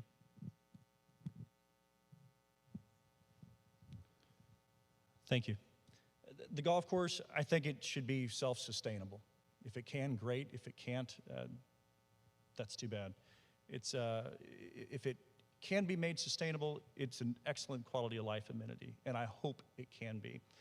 We're going to have a bond election that will go to voters in 2024. We have a golf course master plan that will be fluid and can be changed. Irrigation will be redone. It's needed for the dispersal of the effluent water. Water treatment ponds are going to be fixed. The CO bonds will likely be sold in mid-2024. I'm not an expert on golf courses. I don't play golf. I give deference to staff and golfers on how to run and manage a golf course. And we've got a GO bond. Ultimately, it's up to you guys if you want it or not. Thanks. Thank you again. Our fourth question goes to all candidates. It's 1 minute again per candidate.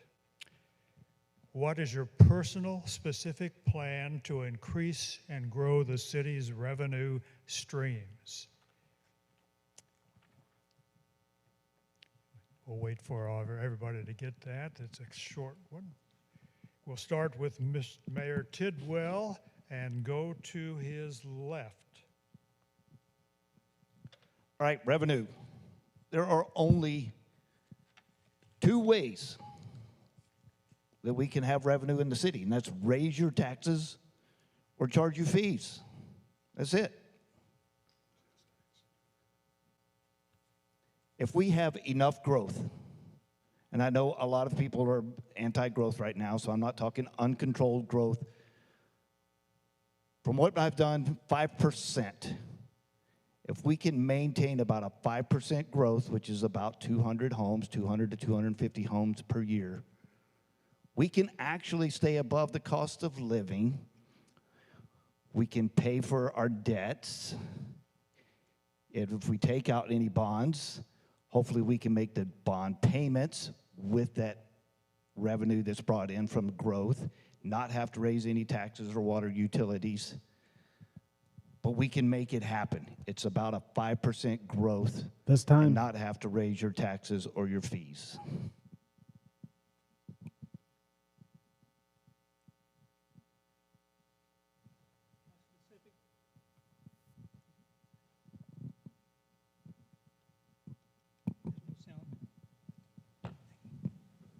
Thank you. My specific personal plan to increase and grow the city's revenue streams would involve having to either encourage growth in terms of growing or rather allowing more development to occur here. I know that that's going to be a sticky subject because we don't like to see the city grow any faster than it has to. But I believe that that is one of the easier ways to increase our revenue streams. That is to allow some of the old PDDs that are just lying dormant to make it easier for them to go ahead and build some of the smaller community,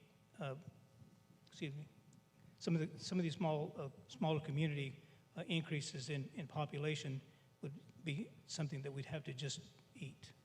Thank you.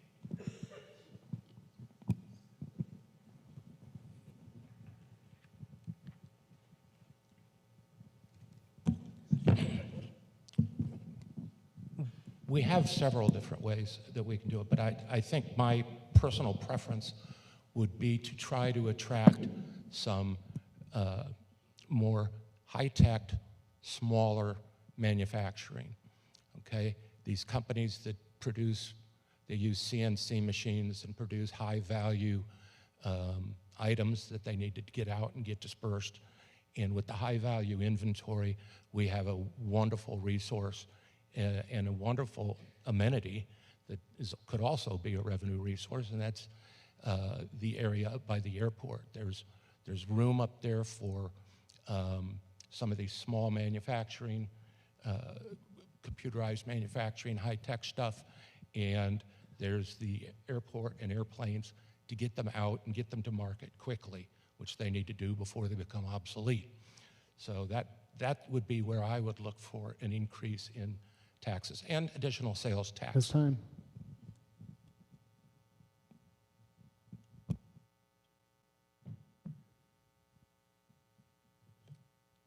My personal plan would be to continue what we're doing now with our economic development. Mr. Zeno has been doing a wonderful job of getting people in, looking at the possibility of bringing businesses in here. The proof is in Lago Vista Village, the new restaurants, the new businesses that are developing in the strip mall there just off of 1431. To continue with bringing in those kinds of businesses to increase our sales tax revenue, I think is the best way that we can bring in more. Taxes, I don't see that as something that any of us want.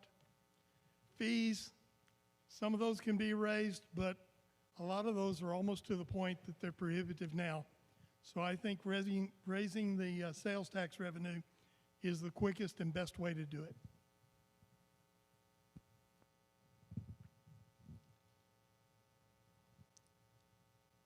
Thank you.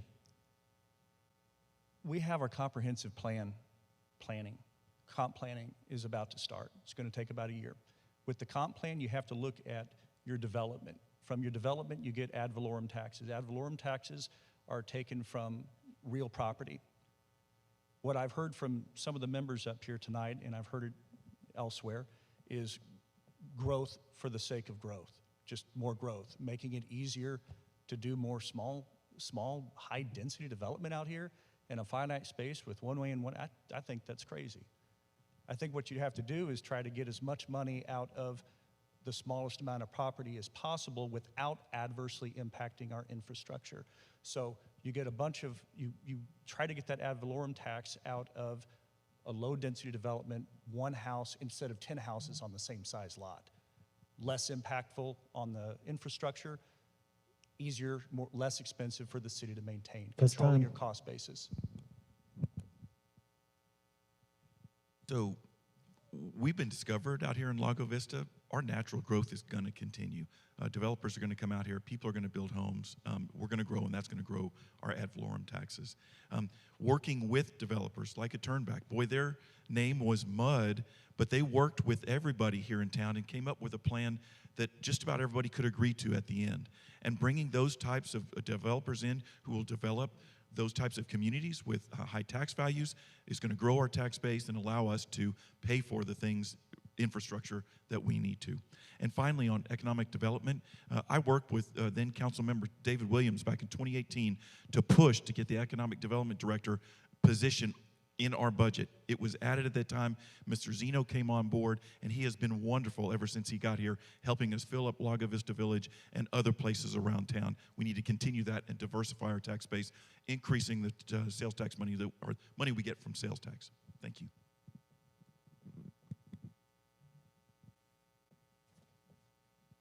It says personal specific plan to increase and grow. I keep hearing growth. I know you do too. That just means new taxpayers, more new property tax. It's still property tax. It'd be your property tax too. So I don't know about growth. I'm for the lots here and the people that want to build on these lots. I'm for slower growth. I'm for better planned growth if we're going to have any growth. But truthfully, the corporation is just that. It's a corporation. If I were your chief executive officer, I'd ask for an audit. I'd want to know where every dollar of my property tax is going. I might not want to fund the state of Texas Incorporated so much anymore. It's a bit corrupt after what happened to Ken Paxton. I might not want the District of Columbia to have as much either. Thank you.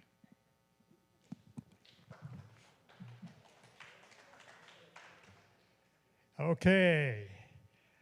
The next set of questions is for our current council members and mayor. What are the reasons for the city council to readdress the comprehensive plan, and how much is this costing the taxpayers? Explain what this council has done in the past 2 years to improve and expand city infrastructure. Third one is about how much is McCoy Consulting LLC costing Lago Vista taxpayers? How many grants have been submitted for the city of Lago Vista through McCoy? And how many of those grants were won and the total dollar amount granted? As you can see, these questions all had different kinds of nuances to it, but they were directed for the current council members and the mayor to address.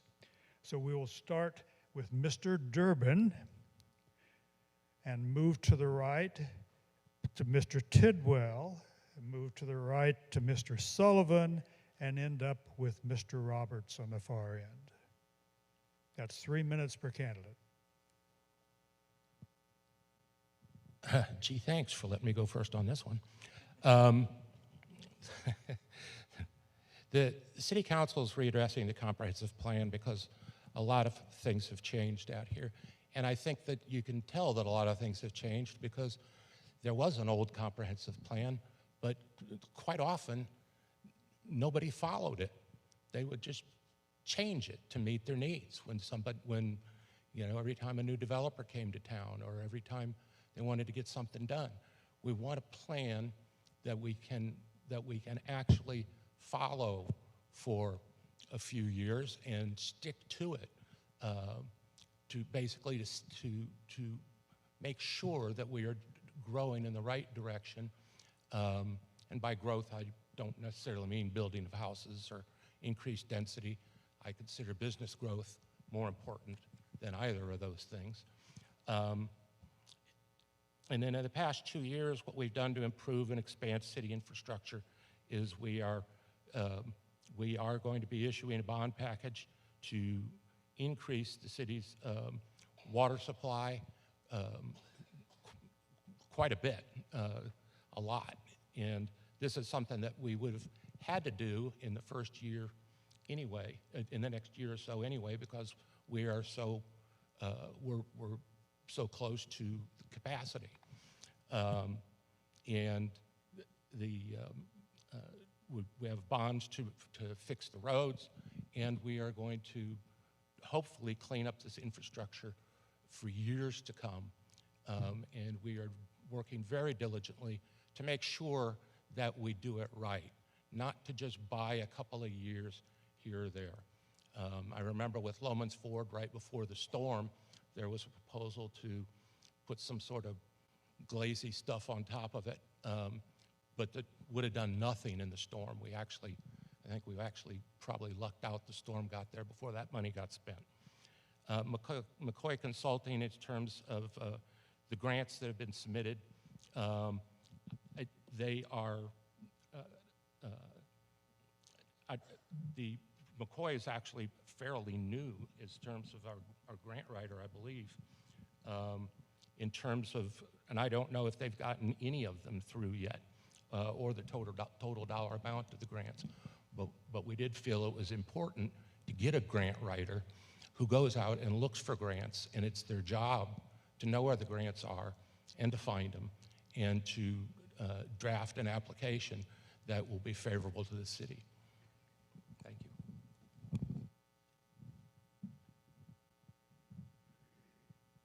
All right, comprehensive master plan. It's a 25-year plan, 15-year plan, however long you want it to make. But it has to be updated because things change. When I took over in 2006, I told you we were about to be facing an economic boom and lots of growth. And sure enough, it happened. Now we're going the opposite direction. Things have slowed down. The economy slowed down. We only did about 3% of growth this year in our housing and commercial development. Things are slowing down. Things have changed for the city. Things have changed for you as the citizens. We've brought in some of the things that you asked for in your comprehensive master plan 6 years ago. We need to update it. We need to see what you want now. Where are we going now? It's got a future land use map in it. It's got all kinds of things that tell us where to go for the next 15 to 25 years. And it'll be updated again in 5 years, hopefully. I was hoping it would get updated last year, but it didn't. but we're there now. How much is it costing? I'm sorry, but off the top of my head, I cannot tell you how much it's costing. But it's worth it, because this is your time to speak and your time to provide the vision for the council and the city manager and myself to see your vision through. Past 2 years, I don't think we've done much at all. The only road repairs we've done is from money that Cap Metro gave us. Council didn't put any money in the budget for roads. We haven't done anything.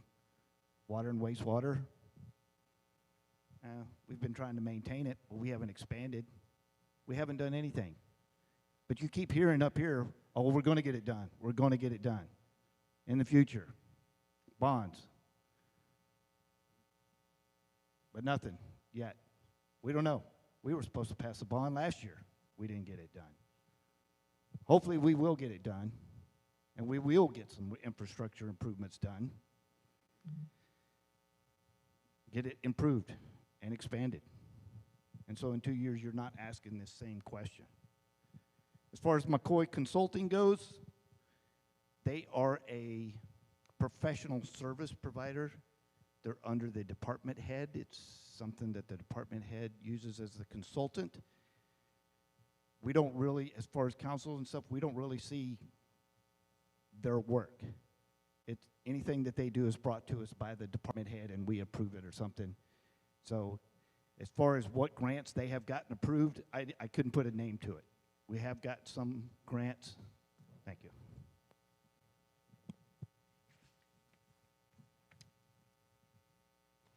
So there's a couple reasons for revisiting the comprehensive master plan.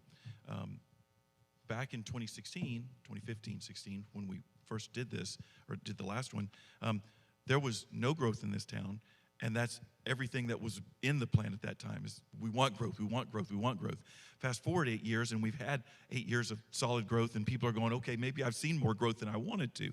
So that's a significant reason why we wanted to go back and update the plan so we could get folks' new opinions about, do you still want growth, and in what kind of growth? The other thing I'd say is that we've probably had somewhere in the range of 1,500 to 1,700 homes that have been added since the last comprehensive master plan was put out. That's a lot of new people. A lot of new people who ought to have a voice about how we go about doing things in town. So that's another reason why it makes sense for us to update the plan. If I remember correctly, I believe it's about $275,000 that it's costing us to update the plan. That's not only an update to the comprehensive master plan, but it's also an update to give us a parks master plan. So for that $275,000, we're getting both of those things done. With regard to what have we done in the last couple years, have you heard the phrase ready, fire, aim? You're supposed to ready, aim, fire. Well, that's what we've done previously, is we fired before we aimed. And what we've tried to do over the last 2 years is change that. And that's the reason why we commissioned the water master plan, the wastewater master plan, the road master plan, and the update to the comprehensive master plan. It's so when we go forward in taking care of these infrastructure issues, we do it properly, we do it intelligently, we do it informed, so that we don't go waste money on 6 screens that die, for example. We don't want to do that again. We're trying to be intelligent about it. And then on the final thing, McCoy Consulting, that's done through the Economic Development Department. I believe the annual contract is in the range of $20,000 to $25,000 a year. The lady actually has come and presented not only to the Economic Development Advisory Committee, but she came before council not too long ago and gave a presentation about what she's working on. Have we achieved any grants to this date? No, we haven't. But part of the reason why we haven't is that we didn't pony up any matching funds that would help us get grants that required matching funds. I pushed really hard to make sure we had that money in this recent budget cycle, and we have $100,000 for matching funds so that we can be more successful in the coming year with the grant writing that we do and the grants that we chase after. Thank you.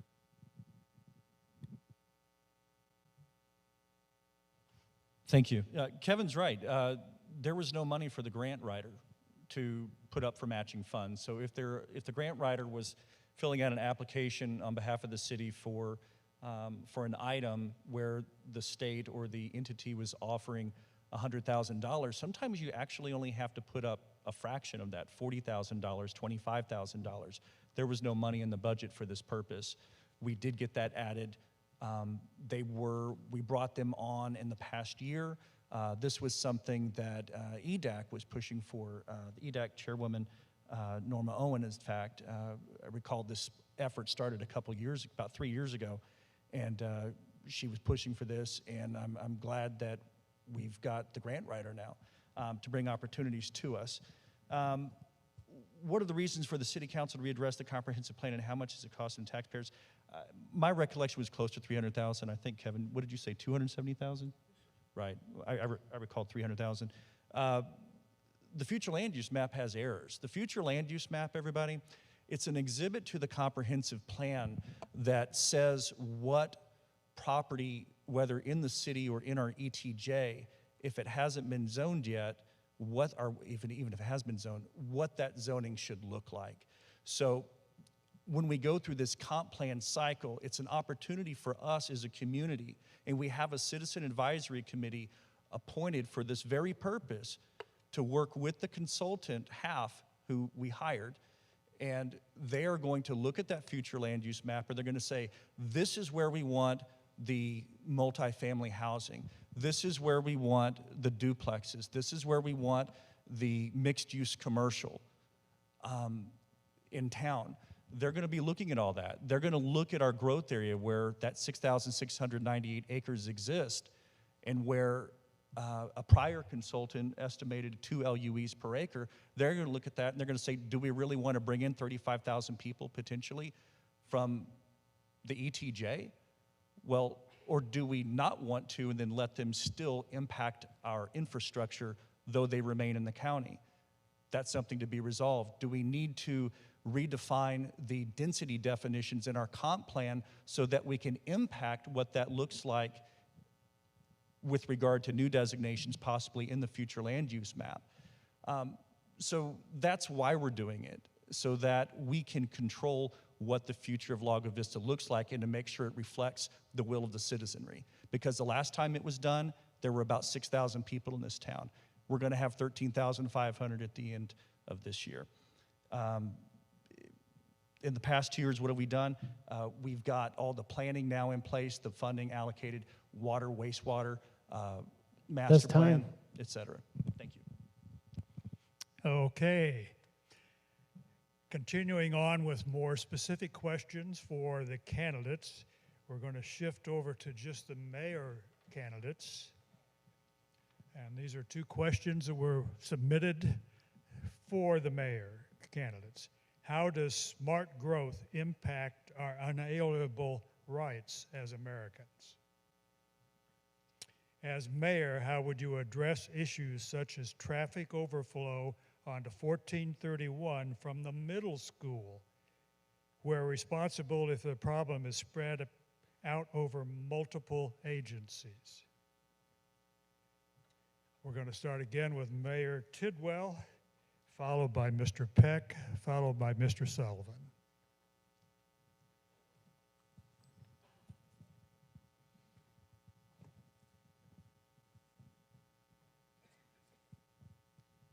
All right, smart growth, how does it impact our unalienable rights as Americans? I don't know which American are we talking about, the one that owns the property that's going to be doing the smart growth, or the ones around it? So I'm not real sure how to answer the rights on that one. But I'll tell you, I'm going to come back to that one actually. 1431. Overflow onto 1431 from the middle school where responsibility for the problem is spread out. Okay, 1431, we know it's TxDOT. We know we have trouble getting anything done with TxDOT. We can route some of the other roads. There's a, I can't think of the name of it, one goes around the swimming pool right now, goes out to 1431. It is a residential street, goes by the old 9-hole course. It is small. It is possible, because there's not much residence right there, to make that road another exit out to 1431 that could be heavily or higher use traffic and avoid the middle school altogether. There is a road there that we could use. Smart growth. I'm not going to have enough time, but smart growth is, first of all, We got to figure out what it is the community needs, whether it's us, the citizens, whether it's the school district, whether it's the businesses. We got to figure out what it is we need. And then we got to figure out how we provide for that, whether it's low-income housing, affordable housing for young families. Is it middle income? Is it large 1-acre tracts with one house on it for the upper class people? We gotta figure out what we need and where we're going to put it and how we're going to separate it. Because if we're going to have a strong community, we got to make sure we cover all bases for all levels of our community. And that's just a touch on smart growth. I have way more. Mr. Peck.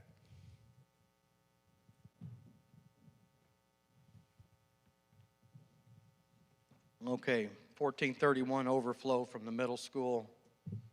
What the mayor said.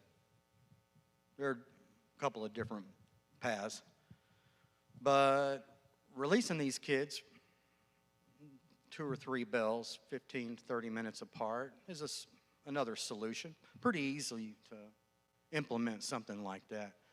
On to smart growth, really.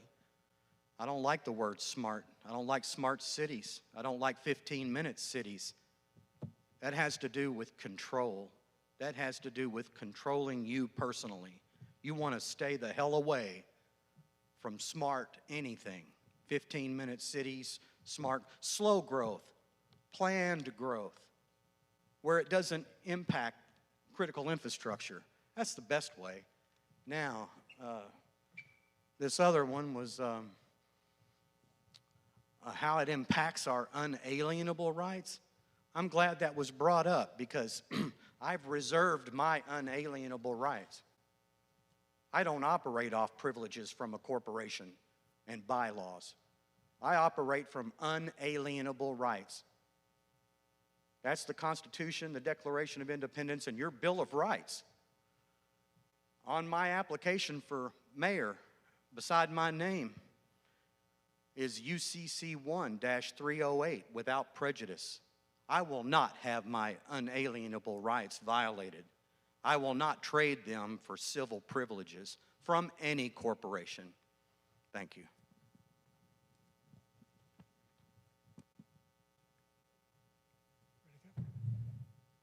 These guys seem to be having fun doing this, so I'm going to try it myself. So smart growth and our unalienable rights as Americans, I'm thinking more of property rights, to be honest with you. And Texas is a very strong property rights state. If you own property, you have the right to work with it and deal with it and develop it. But it has to be within the confines of what that particular community allows. And we all have to work together to figure out what makes the most sense with regard to developing in our community. That's the whole purpose behind the addition of the update of the comprehensive master plan, is so we can try and get the feelings from our citizens about how they want to move forward. With regard to the middle school in 1431, this is a problem that we just have to work with TxDOT. We have to. There's just no two ways about it. Anything we want to do on 1431, we will not be able to do on our own. Now, things that we can do are, for example, can we come up with funding that can take care of one of the issues there? For example, when the moms and dads come to pick up their kids in the afternoon, they're backed up on 1431. For cars and cars and cars. Can we somehow fund a turn lane there, for example, and work with TxDOT to get that done quicker? I think the answer is yes. I chatted with the TxDOT engineer when he was here last time, and he was very open to, when we find the funding, moving projects up in the stream. And so that's really going to be important for us, to figure out funding mechanisms to help resolve problems like that. Thank you. And this was kind of fun. Thanks. Thank you, mayoral candidates. Now we have a set of questions that are individually for each candidate. And we'll start with Mr. Sullivan. 1-minute responses on these, please. We've received questions regarding your time as a liaison for the Airport Advisory Committee and your relationship with them. If you are elected mayor, how do you plan to address any concerns or potential conflicts related to your previous role?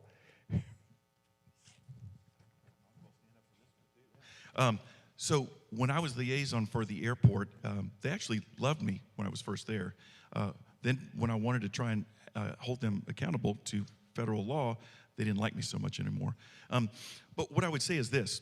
Over the last year, or ever since Mr. Durbin came on, he's been the liaison for the airport, and we've let him run with that, with our city attorney. And that's how I would continue it. You know, someone else would be responsible for that, working with, or be the liaison to the airport, working with our lawyer to try and get to some kind of resolution with regard to our agreement with the POA and making sure that it's meets federal law. That's our real problem right now. Our status quo isn't going to work. It's going to break because the agreement expires in February, at the end of February. And if we don't have something fixed by then, we've already been cut off by TxDOT and the FAA with money, and it'll continue that way if we don't resolve this. But anyway, I would leave it to someone else. The next question is for candidate Mr. Peck. The citizens have voted on the current charter. Do you feel that your opposition is productive, and what changes are you suggesting?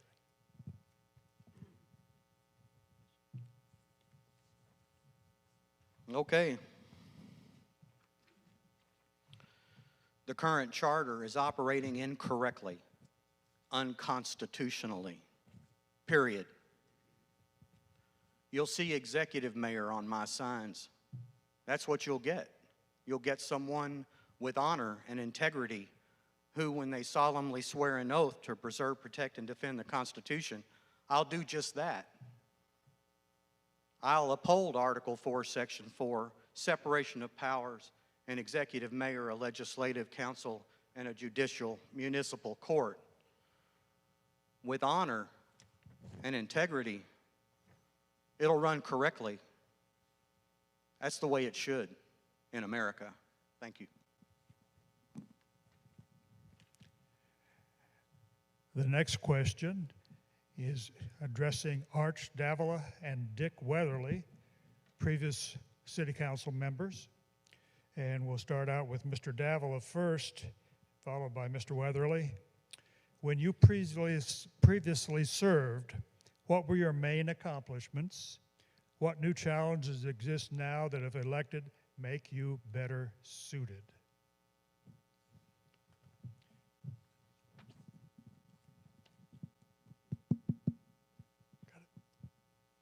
When you previously served, what were your main accomplishments? I think two of the things that I did that are particularly interesting is that Jane Brunswick, who we recently lost, came to me one day when I was the liaison to the Building and Standards Commission and asked that I go to City Council and see about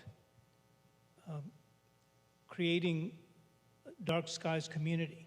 So when I looked into that, and I went to several meetings around this area to delve into what was required to become a dark skies community, and it involved a lot of changes to some of our ordinances, and so that allowed me to set about making some of the changes to the ordinances that allowed us to then be recognized as a dark skies community. Best time.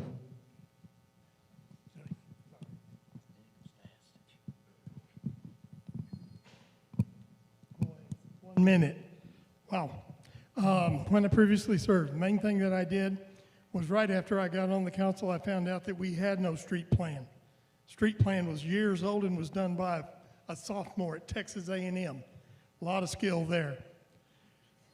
I got with the city engineer, and he and I drove all of the streets of Lago Vista, every single one of them, grading them with a system for rural roads. We then put together a 5-year plan in order to fix our streets. We took it to the council, we financed it, and we got it started. I also worked with the city engineer to find out where our dadgum pipes were. I started trying to find out why we couldn't fix a bunch of streets. And what I was told was, we don't know where the pipes are. So I worked with GSI to find out where our pipes were. And then thirdly, I found out we were losing 1 million gallons of water a week because we had leaks everywhere, and I got that squared away. That's time.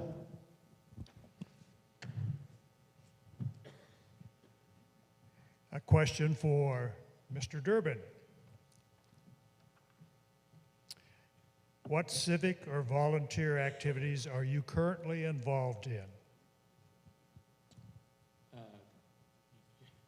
You mean besides volunteering for the city? That was the question.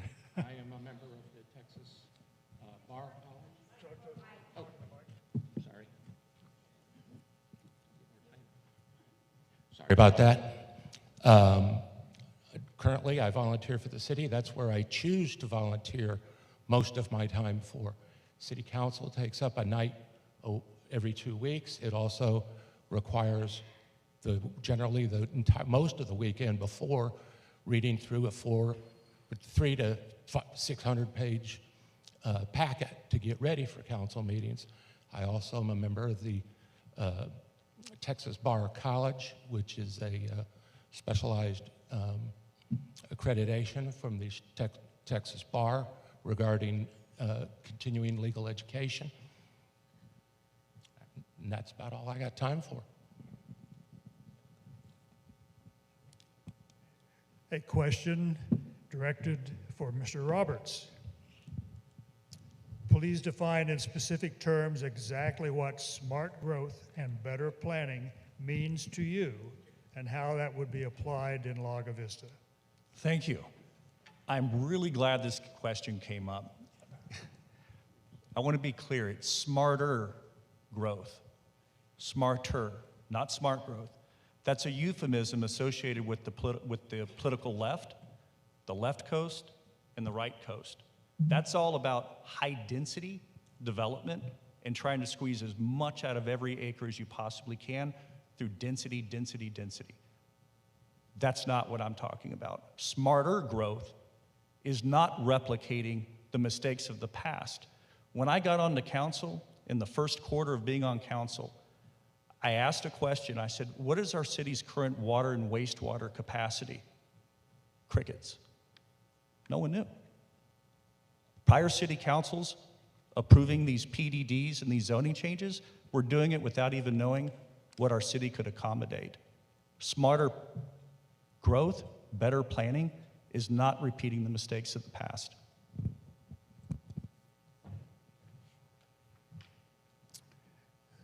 Thank you again, gentlemen. We're rounding the final turn, almost about ready to go into the stretch. This next set of questions is kind of a collection that we're going to direct to all candidates. 2 minutes per candidate. The first item is a previous city manager introduced a change in office hours to a 4-day week. Many citizens and those seeking access to city services on a Friday must make other arrangements. What is your opinion on continuing this practice? Second item, should Lago Vista taxpayers pay for and be responsible for the installation and upkeep of electric vehicle charging stations? The third one is, have there been any serious discussions about adding a dog park to one of our mini parks? Let's start with Mr. Davila and proceed to the next candidate on your left, which would be Mr. Durbin. And you can start turning your mics on before it's time for you to talk. All right. First, when the previous city manager introduced a change in office hours to a 4-day work week, actually, I believe at the time that it was done, it was really a not bad an idea. We didn't have as many people on our payroll, so I'm not sure that it affected them that way, that it affected the city that way, but it did make for better, think of the word,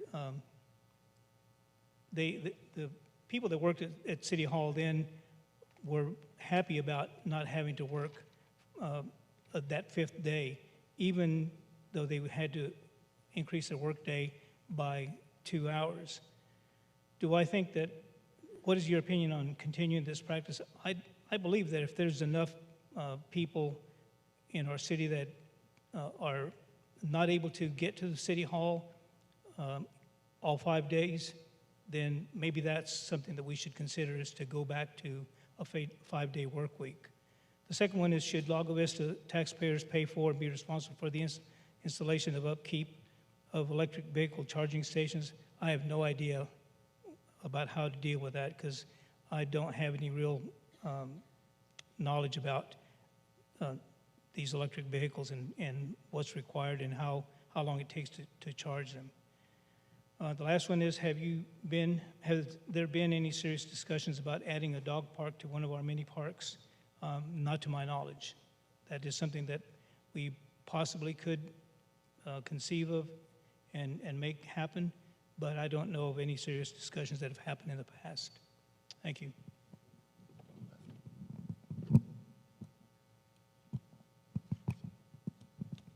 Okay, when the city manager introduced the 4-day work week, I didn't like it because I thought it reduced our ability to serve the customers, and the customers are the taxpayers of Lago Vista. The employees work for the city manager. How they manage them, that's up to the city manager. In fact, the city manager is the only butt we have to kick. So, but I would prefer to see, I don't mind 4-day work weeks, but I would like to see them staggered so that we can maintain regular office hours, which would extend them open until 6 o'clock in the evenings, which would be great. I think that'd be a great customer service. Should Lago Vista taxpayers pay for, responsible for installation, upkeep, the electric charging stations? I don't think so. I think that'd be a great job for our grant writer to send off a bunch of letters and find some grants in Washington, D.C. to pay for that. I know they're coming, but I think Washington needs to lead the charge on that. And in terms of serious discussions about adding dog parks to one of our mini parks, yes, there have been discussions. There's been a lot of discussions. I'm the liaison for the Parks and Rec Committee. Unfortunately, the Parks and Rec Committee is in kind of a bind because along with the comprehensive master plan, we are also doing a comprehensive park plan. And we don't want to get too far ahead of the park planners in terms of telling us where we should be putting these sort of things. Thank you very much.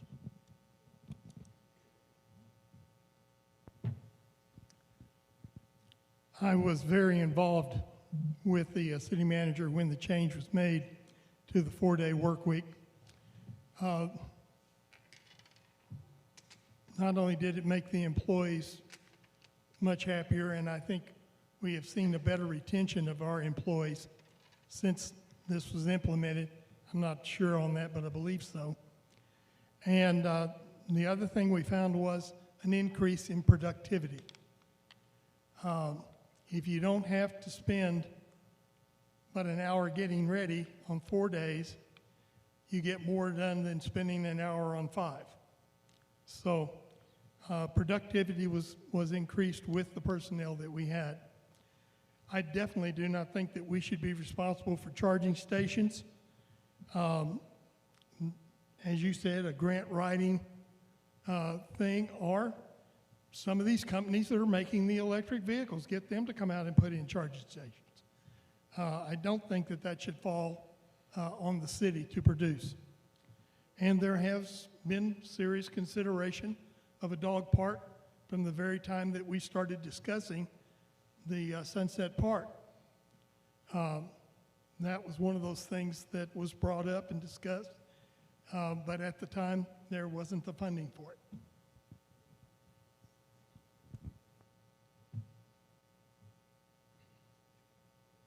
Thank you. Regarding the dog park, I've seen conversations about it on social media, and I have a roundtable meeting that I conduct via Zoom every week of city council meetings, there's usually about 25 to 30 people on there. And the last time I brought it up on my Zoom meeting, and it's a very diverse group of people with varied interests, and not everybody thinks alike. It's quite entertaining sometimes. But I asked him, I said, how many of you, raise your hand if you want to see the city of Lago Vista build a dog park. And I had about 25% of the people raise their hand. I'd like to ask all of you, if you raise your hand if you want a dog park. I see 6 hands. But my job is to represent the will of the people. I think that there's enough want for it that at a minimum, it deserves a conversation either by city council or perhaps more appropriately, let that conversation begin with the Parks and Recs Advisory Committee and let them make a recommendation to council. Regarding the 4-day work week, City of Lago Vista has about a $30 million budget. We can't compete with the salaries and benefit packages to the extent that some of our larger neighbors can. As such, having tools like this, a 4-day work week, is a way to incentivize and have high worker retention rates. Several of our employees commute from outside of Lago Vista. Our city secretary commutes from Killeen. We have our accountant. He comes from New Braunfels. So I'm out of time almost here. Real quick, about adding dog park, covered that. No, hell no, on the charging station. Let the Biden administration pay for that. That's time.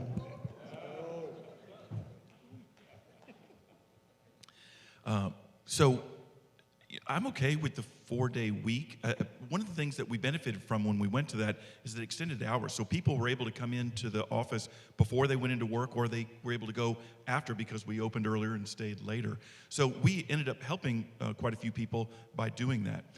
What I'm not opposed to is if we really need to be open on Fridays, if that's something that citizens really desire, is coming up with a way where we can continue to do what we're already doing today, which is have the extended hours Monday through Thursday, and then be open for a period of time on Friday, even for a half day, for example, if that's something that's really desired by the citizens. I think some of these other folks have really already talked about the benefits to our staff.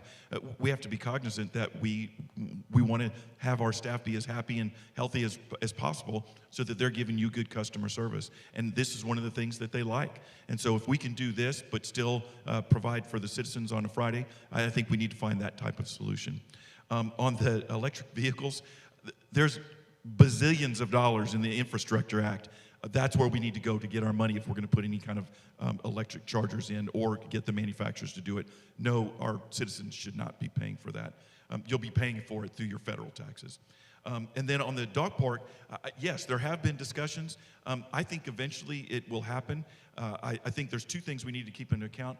There are liability issues that happen with dog parks, biting and things like that, so we got to be careful about that. Make sure we've got all our I's dotted and T's crossed with regard to that. And the only other comment I'd make is I think it's much more likely, instead of it being at a hosted at a mini park, that it probably gets hosted at Sunset Park. That's just my guess.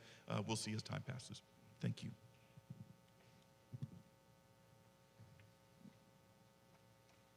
Four-day work week, 5-day work week. It's not a mayor's decision. It's we the people. Tell your council what you want. That's what'll happen.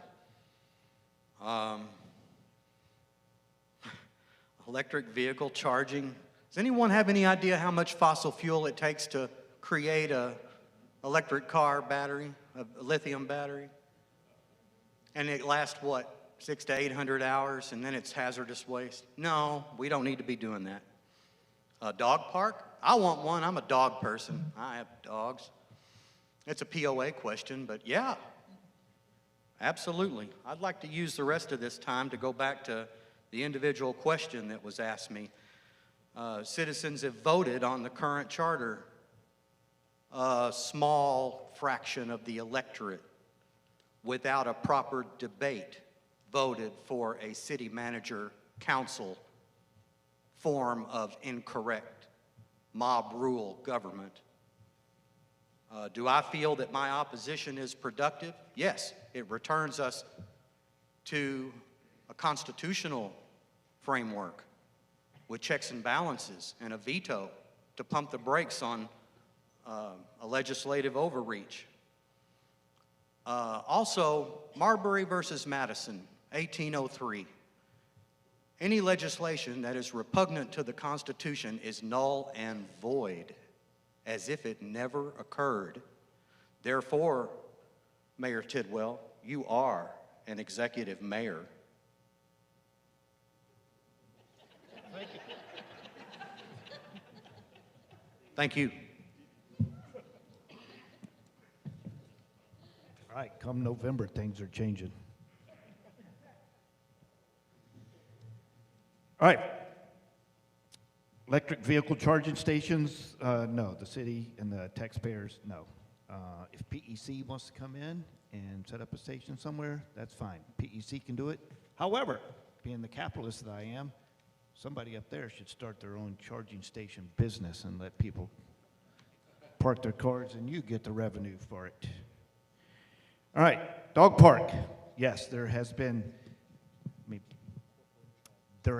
talk about dog parks. POA tried to do it at one point. It got killed big time.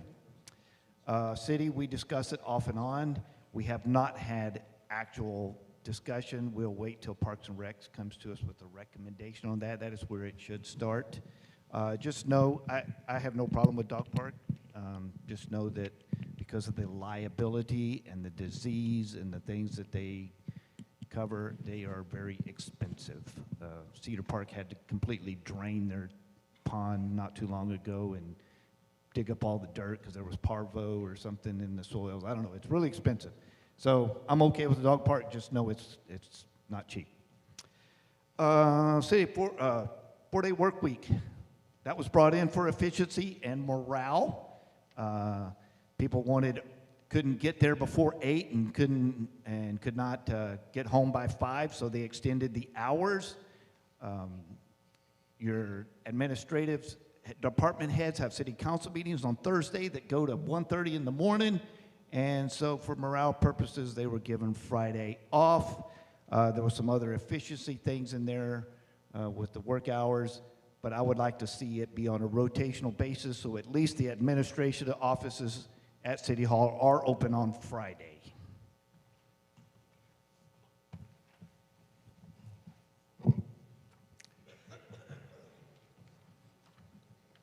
And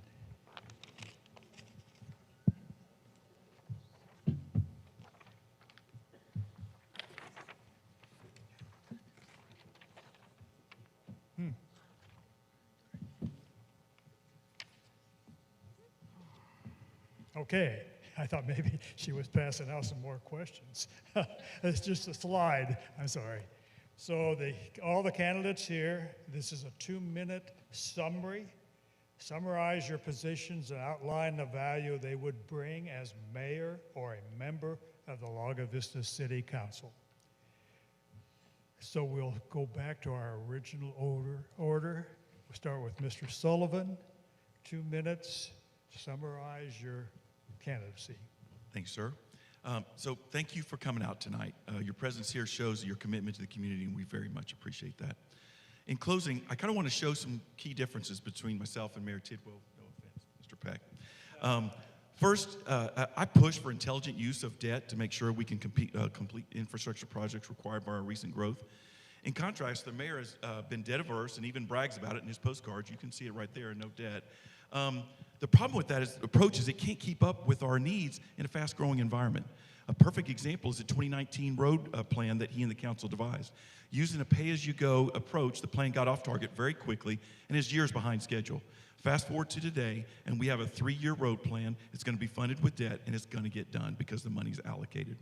Second, we think differently about approved developments. Recently, a developer came to the council asking for a change. The developer already had approved plan that gave him a right to 568 units on his land. His requested change would have made it easier for him to radically increase the density on that project. I spoke out against that one.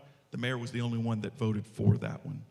Third, I believe I spend more time analyzing what comes before us. For example, in a recent budget discussion, we debated wastewater projects. I feel like we didn't need a conversion to type 1 effluent, and the mayor did. The cost would have been $20 million just at the wastewater plant, and then millions more for the transmission lines.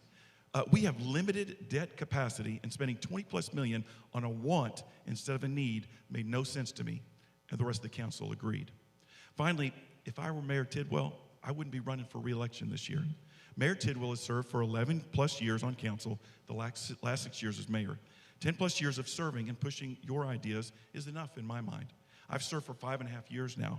If elected this year, I pledge I'll not serve more than 2 terms as mayor. That'll be about 10 years, and that's enough. Fresh ideas, fresh faces need to come in. Thank you for coming out tonight. I appreciate it. Appreciate your vote. Yeah, thank you all for being here. I think it's clear I want us to get back to the Constitution. I want us to get back to a firm foundation. I believe in process that works, and I've seen process not working here for a number of years. And that's the only reason I'm here tonight. It's the only reason I showed up to run for mayor in 2019. So this is my second go-around, trying to return this town to a constitutional form of government with checks and balances and a separation of powers.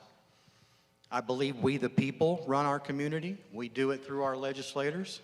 If they're not listening and they're trying to do things that are against what the people want, a mayor with a veto is the only way to pump the brakes. Maybe we would have got a better deal out of Turnback if we'd had a mayor that would have told the council, no, go back to the table and rethink it.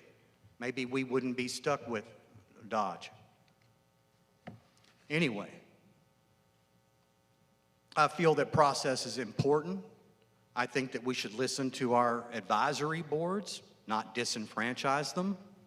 When I ran in 2019, it was because a unanimous decision by an advisory board was ignored by the mayor and the entire council. That made me run for mayor in 2019. It makes me run for mayor again because, once again, we're not hiring professionals. We let the water uptake freeze. We didn't have a barge ready to keep the pipes warm. It took we the people to get out there in our boats with heaters and get the water going again. It took a little while. We wouldn't have had a freshwater sponge in our pumps if we'd had routine maintenance. We need to pay attention to infrastructure, slower growth, better planned growth, but infrastructure. Thank you. All right, we're coming to the end, so I want to thank everybody for showing up. Kevin brought up some differences, so I'm going to share with you my viewpoint. You have to remember, I beat Kevin twice in a row already. This will be the third time. 2018, he lost to Don Bartholow because he did not support the airport.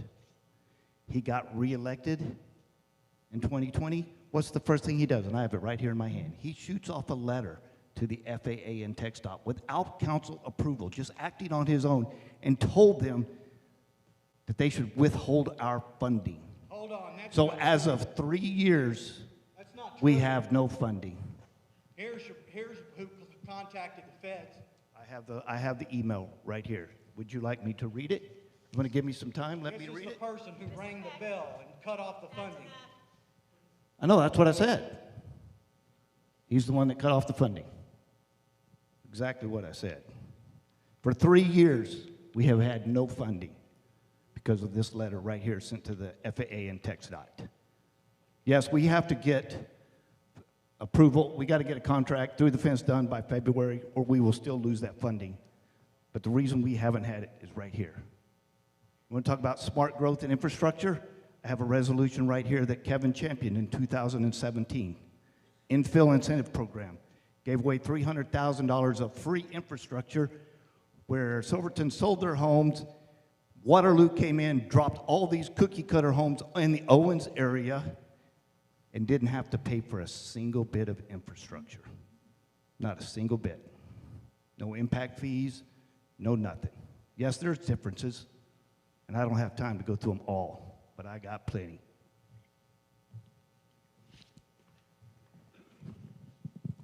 Mr. Davila? Thank you. Yeah, I'd like to voice the same sentiments that we're glad to see everybody show up tonight to listen to these different candidates talk about their positions. My summary is this. I've chosen to run for a third term, fully recognizing that being a city councilman is not a sometimes job, it's an all-times job. Only those with prior experience on city council know the amount of time required to do this volunteer job and to do it well. During my time on council, I learned that to be an effective leader meant listening to constituents' concerns and then taking action on their behalf. As a result, I initiated 26 proposals that led to 10 new ordinances. I enjoyed my job very much, and I never missed a single city council meeting in my 4 years of service. Now, after having a 2-year break, I feel refreshed and energized to take up new and unfinished business. Thank you for listening, and I truly hope that I've earned your vote.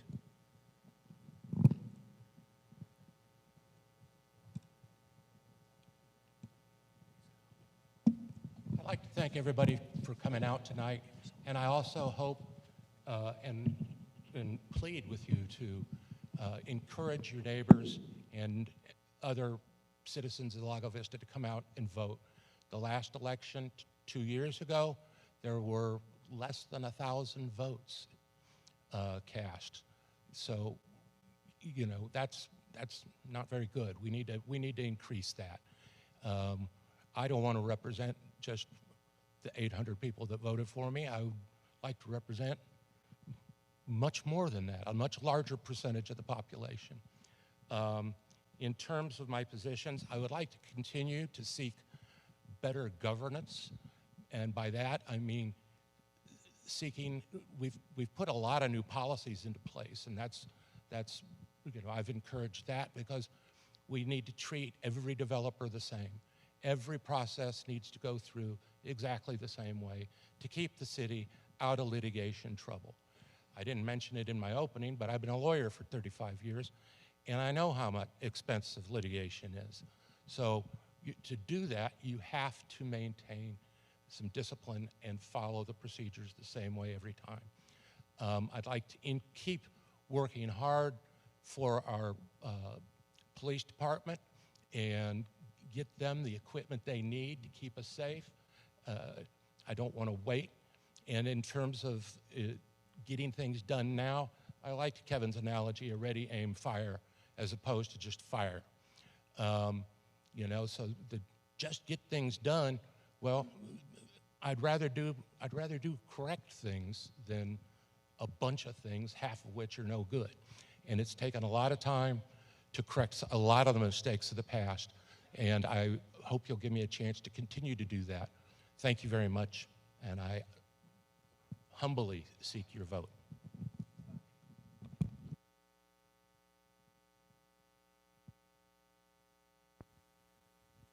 I will put my word in of thanks to you. Appreciate you coming out and listening to us. My position on this is that there's a lot of things that need to be done. There's a lot of things that need to be done 2 years ago. But nothing much has been done, but a lot of discussion and a lot of planning that hasn't accomplished much. It's time to get things done. It's time to move on down the road. I'm much more interested in infrastructure, water, sewer, streets, than I am the development. We need to be ahead of developments, but we need to make sure that our city is in a position where we can take care of growth that's going to happen whether we want it to or not. It's just a fact of life. They found us. I don't like it, but it's the way it is. If we don't get ready for it, if we don't do the things to adapt to the future, it's going to overrun us.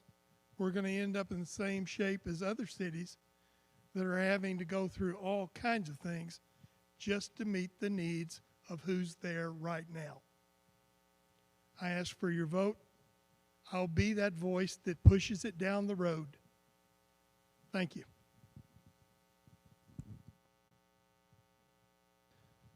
Thank you. Thanks for all of you being here tonight. Thank you to the other gentlemen, the other candidates up here. Several of you I've watched, and when you were on council previously, I think everybody up here has a good heart. Everybody wants the best for Lago Vista. We all want it. I think there's just some disagreement about the best way to achieve those things. But having that diverse group of opinions is how you get to the best solutions. And I think that's a good thing. I'm asking for your support for my reelection because I'm invested in the future of Lago Vista. Better planning and smarter growth is my platform and is what I stand for. I have worked diligently over the past 2 years to address the needs of our city as it grows. We must remain prudent in our preparation for future growth, and I believe that a lower density approach to housing development in our growth areas in ETJ is the best way to protect our most valuable assets. With your support and with better planning and smarter growth, we will be able to better preserve these valuable and finite assets and resources such as our lake, water, and wastewater processing, green space, and our quality of life. I truly strive to be a representative of the people. I hold bi-weekly Zoom meetings open to the public to gather input and ideas on council agenda items. I follow social media closely to learn about people's opinions on matters. Sometimes I wish I hadn't have looked. I freely give out my contact details so I can hear citizen input. Please feel confident that if you vote for me, I will be a voice representing you, the citizens of Lago Vista. Thank you. Well, I hope that you in the audience will join me in applauding these gentlemen that are willing to come out here and take questions that they haven't seen before and try to answer them to the best of their ability. So thank you very much, gentlemen.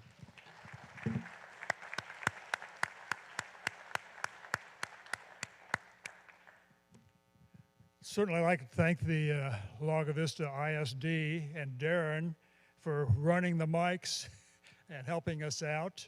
And Fran, we were working there on the feed and the video, I guess. So let's look at what's up here. Early voting.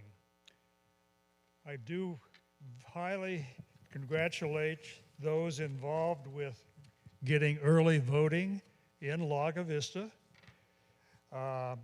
This is a 12-day period that the early voting is going to be out at Christ Our Savior Lutheran Church starting on Monday, October 23rd, continuing through the weekend and going through the following Friday of the next week. So that's 12 days in a row that we are afforded this, and we thank the Chamber for helping to arrange that, and the city manager and city secretary, and primarily, I believe, probably Jennifer for really pushing forward on this this year.